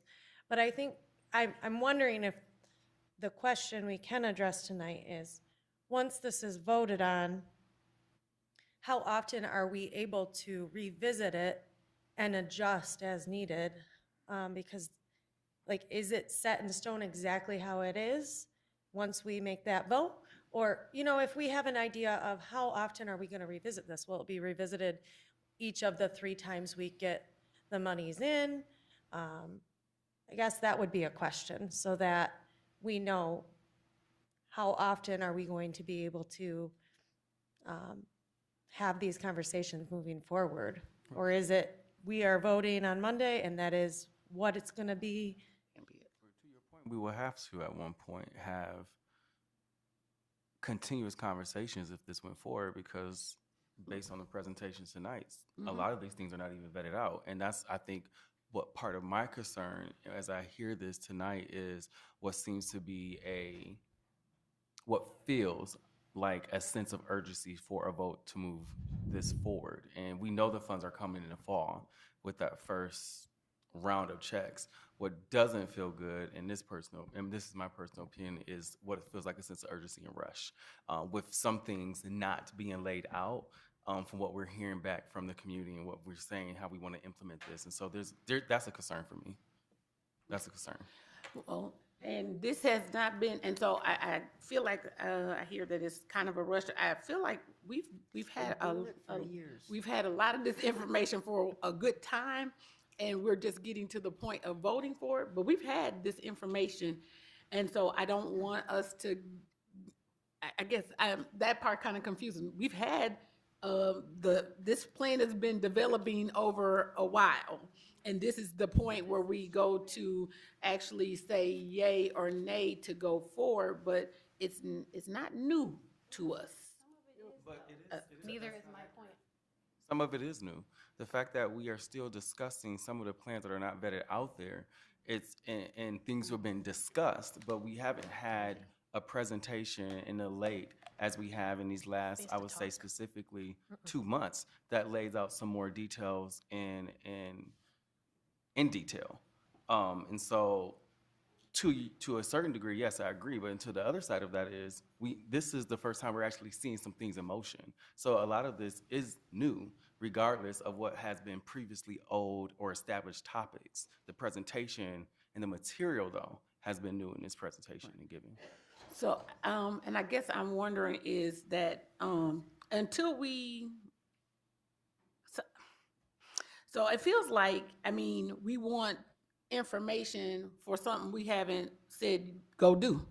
And we cannot waste, and I will say waste in that regard, to have district staff keep doing this work time and time and time again for us not to get them to the point of saying, go do the task, go get us, we want you to include these details, we want you to do this work, because this is, to some point, to your point, skeleton, because again, they haven't gotten approval to go forward to do this work, to flush it out to the level of detail that we and so much of the community is asking for. I'm gonna give Ms. Wade, then I'm coming to you, Ms. Wade. I agree with that part. Like, there are some details that I would like you guys to wait on us to vote to do that work, because then you're working for maybe nothing. Like you did all this planning and then we vote no, and then you do some different planning. So there are some details that you probably will wait on. But I have a question about of the buildings that are impacted. Have we met with all of the building leaders, not just of the ones that are being closed, but buildings that are being moved? Or like, do we have the feedback from those building leaders about all of the buildings that are being impacted?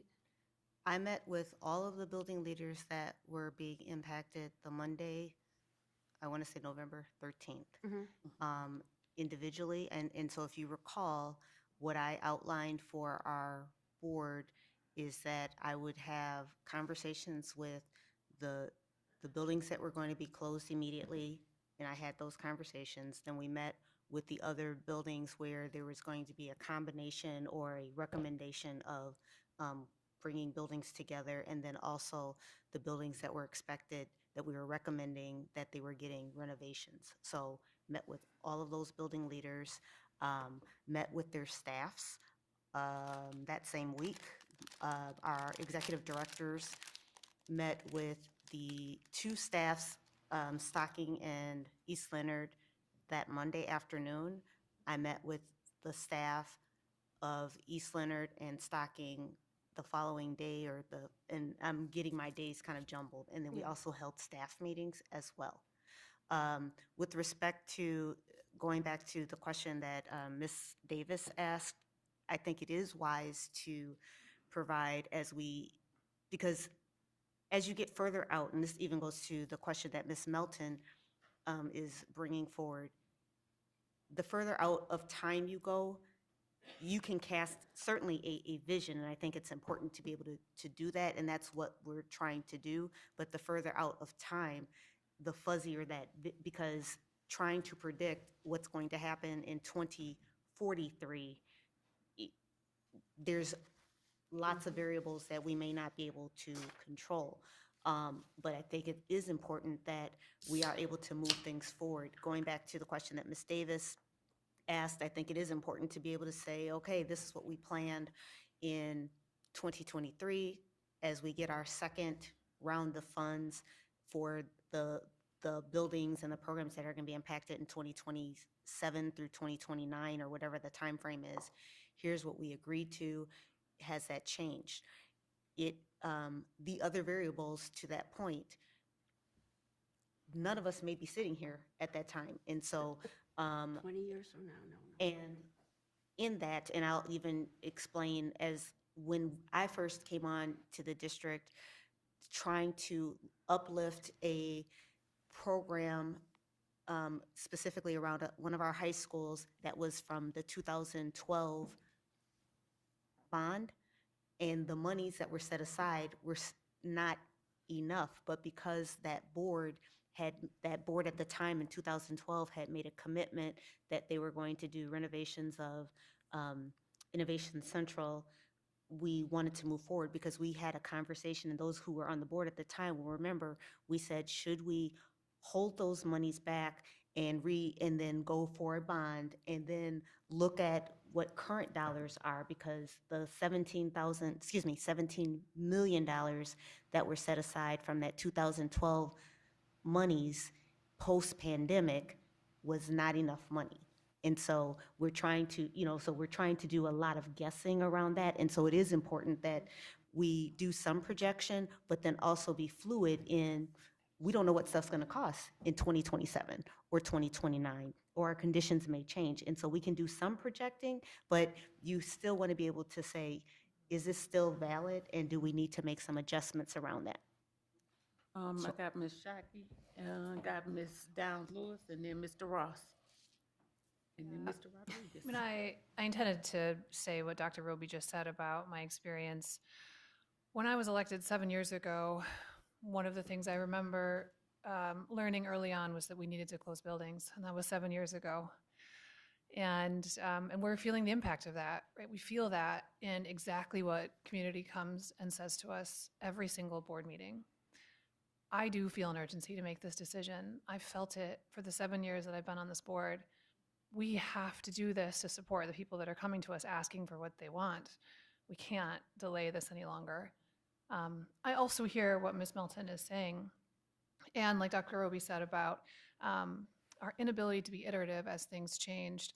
I do hope that when we vote, we have that same spirit. We had it with the strategic plan, that we wanted opportunities to come back when conditions change, to say, do we still believe this? Is this still right for our district? I work in this construction industry, and I know things are changing rapidly. So I do hope that when we vote next week, if we vote next week, that we have that spirit, that as we learn more, as we go into our community with this plan, that there is an opportunity to make a new decision if it warrants it. And so what I guess support what I'm hearing from Ms. Melton is, could there be and I'm trying not to put words into your mouth, but let me know if I'm hearing you correctly. Again, could there be a spirit that we're going to look further into the decisions we made to make sure that they were right, and validate those along the way? But that this is what we believe is best right now, and we're going to take that next step. I think, Ms. Davis, you said this is step one, right? There are many other steps, many other checks along the way where this board can weigh in on implementation. But we have to say yes to allow the district to move forward implementation. Ms. Downs Lewis? This was our vision all along. I mean, when we talk about visions, 4 or 5 years ago, we were imagining these kinds of things. We knew we had to close buildings. We weren't talking about individual buildings or anything, but this has been our vision. So if you talk about setting a vision for 5 years from now or something, we set this vision some time ago, and now it's come to fruition. And I think we have to pass it and support it, because basically what we were talking about tonight, details, devil in the details, it's like there's things that have to be done about special ed that we couldn't answer tonight.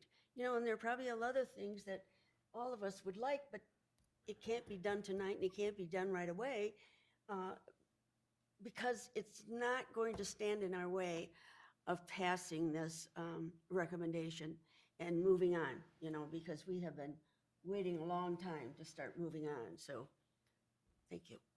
Mr. Ross? I was just gonna kind of say similarly what Ms. Shackey said. I think it's wise for us to move forward with the vote. I think it's wise for us to pass it with the recommendations in front of us, but I also think it's wise to strongly consider what Ms. Melton put on the floor, and again, understanding that projections are not, I guess, commitments, but projections are simply guide rails to help us to plan as further out as possible as we can. And I think that that would be appreciated by staff, public, and all the other people that have to do the heavy lifting to bring whatever sort of plan to fruition. So I guess in short, though, again, it's sort of really just echoing what Ms. Shockey offered, that I think it's wise that we go ahead and move this forward. I think that the discomfort that some of us may feel without the details is certainly understandable, but I think it's virtually impossible and unreasonable to expect that every detail that we have questions about that we can have answered without giving the people that have to do the work some guarantees that at least that the plan that's been put forth has been accepted. So I think we just may have to hold our nose and jump in the deep end of the pool and let this thing get going, really. Mr. Rodriguez, then Ms. Davis. Would you first? You go first. Okay. There's a lot that's being said that I'm considering now too. But in thinking of like Trustee Melton said about projecting, into the future, I think sometimes, even going back to COVID, right? We can never really predict what the future will bring, but at the same time, I understand that this is what can be done now, and I think it was President Williams that said, we could come back and ask for more. We could come back and because this is what we have right now, and this is what we can do with the money right now. And I, of course, I support this work because this is the path forward. But I also do agree, again, with Trustee Melton that we need to look into the future, not even 5 years, but 10 years, 15 years, and say, are these buildings that we're putting so much work into, are they even future ready? Because sometimes, things change in ways that we could never imagine. And I think that right now we do have just this money to work with currently, and this is the choice that we've got to make. But I do like the idea of revisiting this and not necessarily having this set in stone, because times are going to change, the economy is going to change, our society is going to change, and we have to be able to be adaptive. And so I do, I guess, accept that caveat in terms of, voting yes on this. And that's just kind of my thought on the issue at hand. Ms. Davis. I like the idea of continuing to work on our vision and maybe setting it further ahead. One thought I just had was, we have here in front of us every meeting the moral imperative statements, and I think that is kind of like an overall vision. It's not detailed, and we can get more and more detailed and do that work, but every scholar will feel physically and emotionally safe regardless of which school they attend. Every scholar will be empowered, well-educated, well-rounded. Every scholar will have a quality teacher or teachers. Scholars will experience a quality education. Scholar academic performance and discipline will not be predictable based on race, class, ability, or any other exceptionality. And we've agreed to that, and I think nobody would say our vision is to consolidate and close schools. But unfortunately, that is our reality, and that's just the first step so that we can do all of the fun, creative, just exciting things. So this is the first step, and then we can move forward. Any other comments, colleagues? I asked a question about the building leaders because I feel like, and I didn't read all the data from all of the tour because I couldn't get in either, and I Yeah, didn't I say could not. nothing. But I did not I get do in. want to know if all of our buildings that will be impacted have representation from either the parents, the staff, the building leaders, because I'm hearing a lot of things from, our North End families, and we do know that our Southeast side schools don't get advocacy the way our other schools do. And so I'm just afraid that schools like Mulick and Ottawa and Alger and Southeast Career Pathways might not have the voice that other schools do, and we don't know what they think about this plan. And I want to know like how they feel about this plan. I'm just not comfortable with Southeast Career Pathways being put at Sigsbee School. I'm not comfortable with them going closer into the inner city. And I know they deserve a facility that inspires them. Mhm. And Sigsbee just is not inspiring. Even with upgrades, it's still a cinder block. And so but I don't want to, advocate for a group of people that I don't know, because I have been that group of people who've been advocated for, right? And they didn't ask me, but I really want to know like how they feel about the plan before I get to, speaking about how I feel, and also vote. Mhm. So what I will, did everybody get a chance to speak? Milton had her hand Oh, up. sorry. Who else wanted to? I'm sorry. that I didn't see okay? your hand. I won't go on Go too ahead. long, but um, so President Williams came and spoke to, I think, most of us about kind of our vision for the future, really trying to get some consolidated vision for the future, and I really appreciate that. One of the things I want to mention, though, is the consolidated vision happens by talking amongst our, as a group. It's really difficult to say, this is my vision, this is your vision. It really needs to be us coming together. And when I see these moral imperatives, it talks a lot about, in fact, literally every single one is the scholar's will, scholars, scholars, scholars. And as Mr. Atkins and Ms. Neal can attest, we have to start with ourselves. That's one of the things of PBIS is you can only control yourself and not students. So when I think about all the things that we're talking about here, wanting to do for kids, I just want to remind ourselves that it's the adults who have to start that. And so starting by saying, are our buildings collaborative, creative, innovative? Is there space for students to be doing the things of the future? Those are the things we control the most. And those are the very jobs of the board, is to think about that future and really help pave the way, rather than constantly saying like, kids will do this. We should say we're providing this as staff, as the board, as the leaders. And so I just want to kind of shift that conversation to being like, that's where the traction happens, is when we give students what they need to achieve the very things that we hope for them. So that's why I'm really particular about this plan.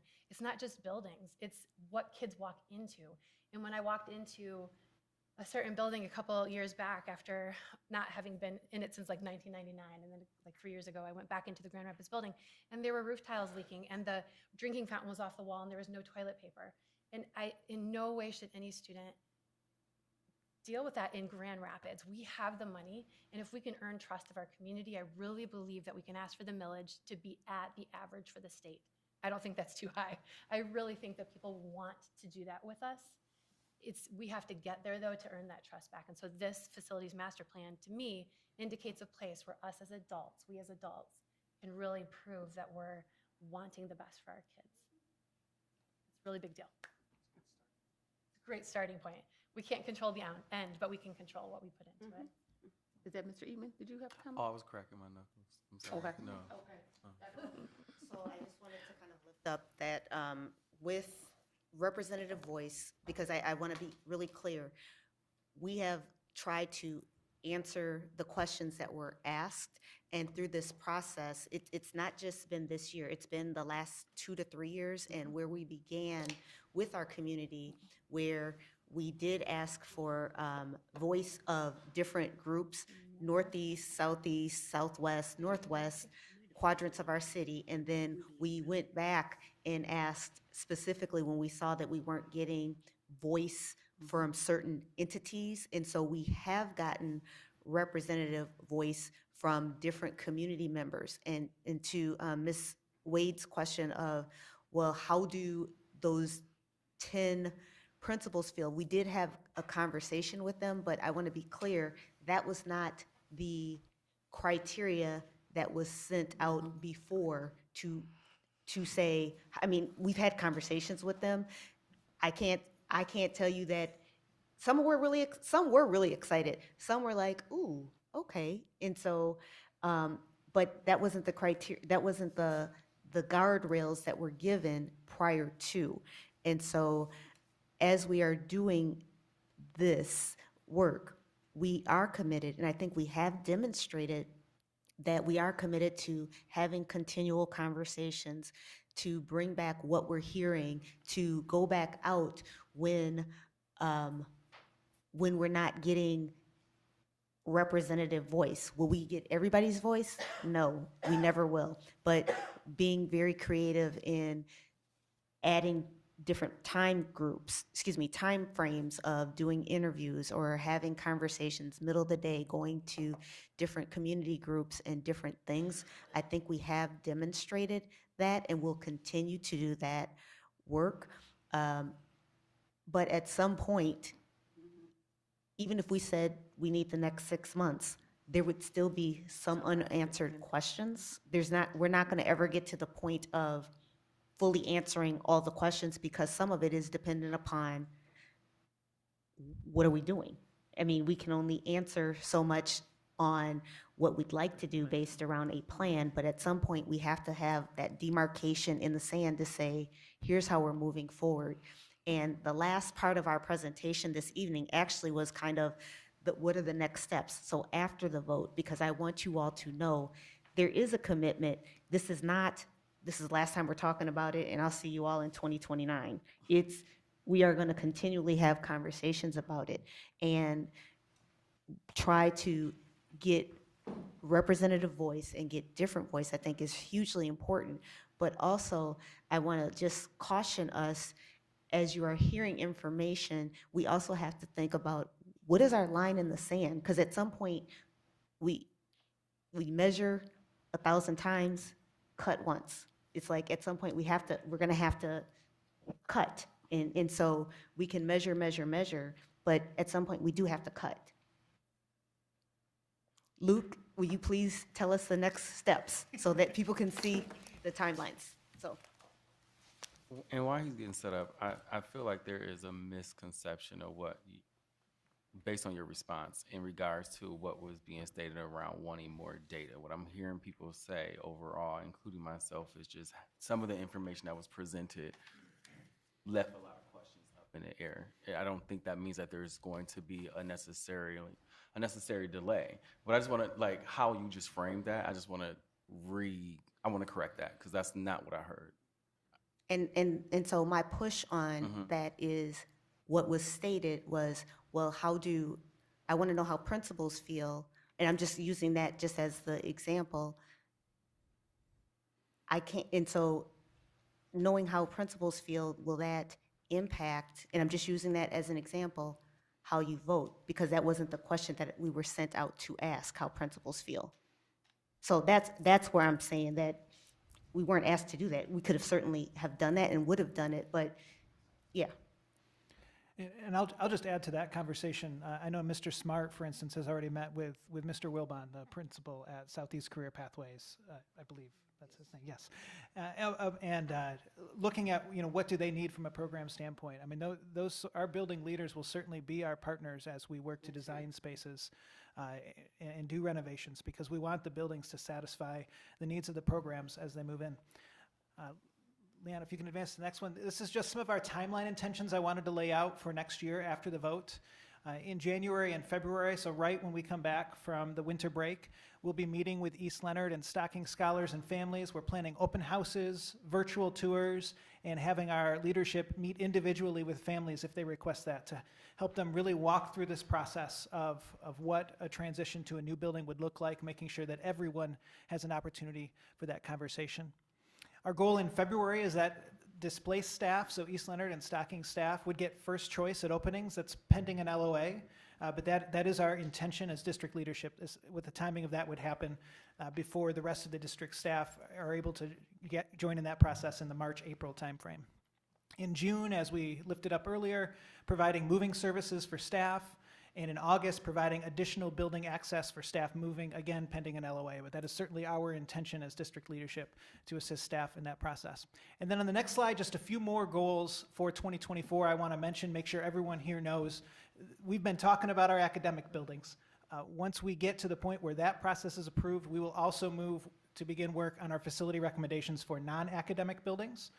So that will be some of the next big work that we jump into.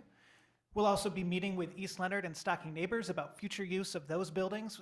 If they close next year, those conversations will begin with neighbors. And we'll also begin those same conversations with neighbors around our currently vacant facilities, Alexander, Beckwith, those sorts of buildings, to make sure that we have those conversations. So that is all also on the horizon for next year. So just wanted to lay out kind of what 2024 looks like a little bit once we get to a vote here. Any questions? Thank you. That's great. Thank you. Okay. Thank you. All righty. I think we are at a good point. All righty, so I am going to move us forward to the next part of our agenda, which is public comment. Is anyone here that would like to make a public comment and has not completed a card? If you could please do so immediately so that we can be able to hear from you and try to bring this meeting to a close sooner than later. We appreciate your patience, and I know we are all here, and it's been a lot for us, but thanks for sticking with us. So our first person, our first person to speak is Dee Jones, followed by Hannah Worth, and Kathy's gonna give us our instructions. Board Assistant will collect the cards for submission. Individuals will be invited one at a time to the speaker table to address the board during the designated public comment agenda time. Public comment is limited to 3 minutes per person. You will need to state your full name before providing your comment.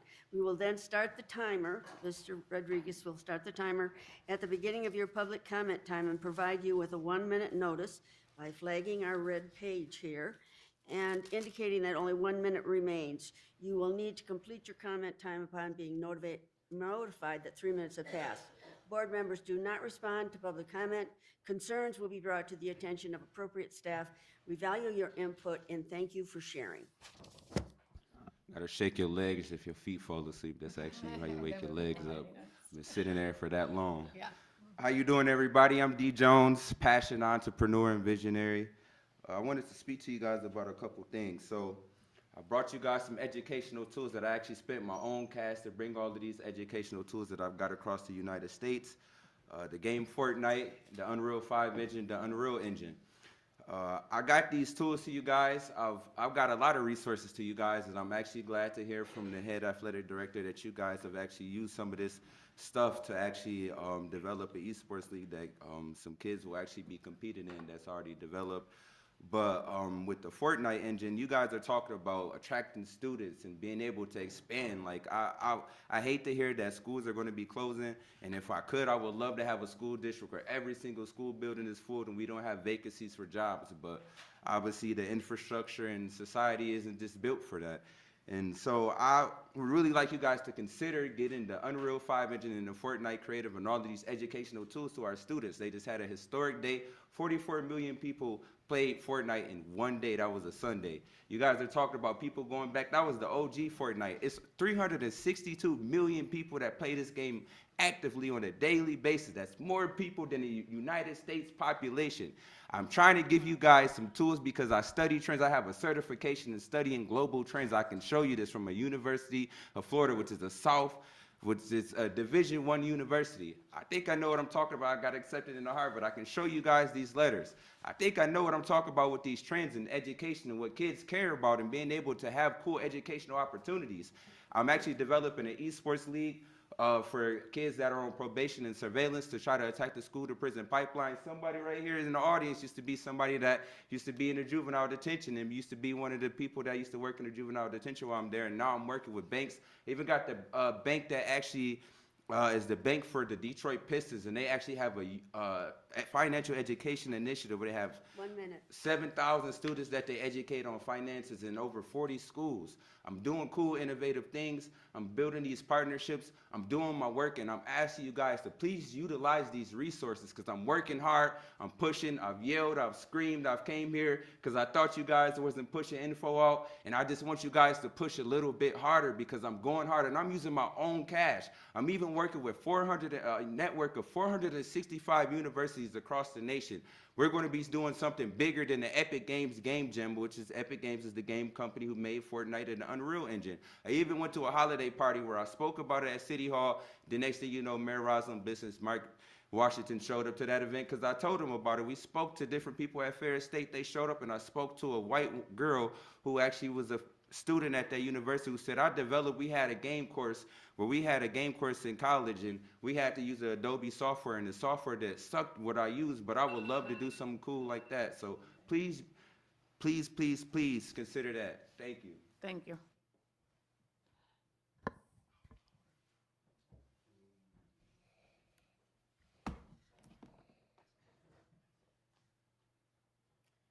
Hi, my name is Hannah Worth. My son Charlie's in kindergarten at Palmer Elementary, which has been proposed for closure. I'm here advocating personally for our community. So last year, my spouse and I considered where Charlie would start school, and we worked hard to find a school that, based on building tours and data from the district website, should remain open in the likely event of consolidation. We found that in Palmer. Our beautiful neighborhood school with strong academics that's cared for and loved by students, staff, and community. And Charlie says the best part is being next door to ice cream with sprinkles at Frosty Boy. Yeah. I've been very critical of the reimagined proposal, including the proposed closure of Palmer. I was fortunate to meet with Mr. Hendricks and Mr. Steyer last week at Palmer to discuss my concerns and ideas and to learn more about the proposal. After our conversation, they asked me to set aside personal biases and consider if closing Palmer was truly the weak point in the proposal. I'd like to provide you a more thoughtful response. Respectfully, yes, closing Palmer does seem to be the weak spot in the proposal, but I do see the value for our district in closing Palmer. Actually, if I look narrowly at facility condition, utilization, maintenance and improvement costs, or logistics and location and accessibility, or student retention, historic injustice, ongoing equity or achievement, or staffing shortages, or program offerings, I think a strong case could be made for individually closing every single school building. We cannot look at any one metric, especially utilization, in a vacuum. Moving students, for example, from Brookside to Alger actually worsens our overall utilization percentage, but it moves scholars to a higher quality building with lower overall costs. This plan must seek to balance each of those areas as you consider how to move the district forward. 1 minute. There's no right or easy or fair solutions. But still, I imagine what Palmer could look like if we would keep it open and reimagine the current attendance boundaries south to include Creston Plaza Apartments and north to include Riverside Gardens, all without increasing the need for busing. I see beauty in our already diverse neighborhood school, and I believe in our children and our community's strength to welcome the diversity that would come from extended attendance zones. So please reimagine with us. Reimagine showing our community that we are all on the same team, and go to each school proposed for closure before you vote. Talk now with affected parents and students, where we come together already at our children's schools. I believe we can rebuild trust with our community when we have the same invitation that one of your toughest critics got last week. Thank you. Next, we have Rufus Granderson. All set for a prepared speech, but the young man kind of changed what I was going to say. I was going to discuss how South High was consolidation, then it was broken up, and then it was created into what we, the amalgamation we have now, which I kind of feel is the righting of wrongs. But anyway, the biggest draw for children is people, personalities. This young man probably met me one of the worst times of his life. I didn't know that was gonna happen or whatever else. Dark room, right? Cold, very little light, not good food. But personalities brought some out of that young man in that position to stand before you and plead for services. Whoever is on the side of children needs to make decisions for the constituents. We need leadership. We don't need more discussions. I'm a product of Grand Rapids Public Schools. I took my kids out of Grand Rapids Public Schools for a reason. Leadership did not have a vision, did not implement it. How long are we going to keep talking?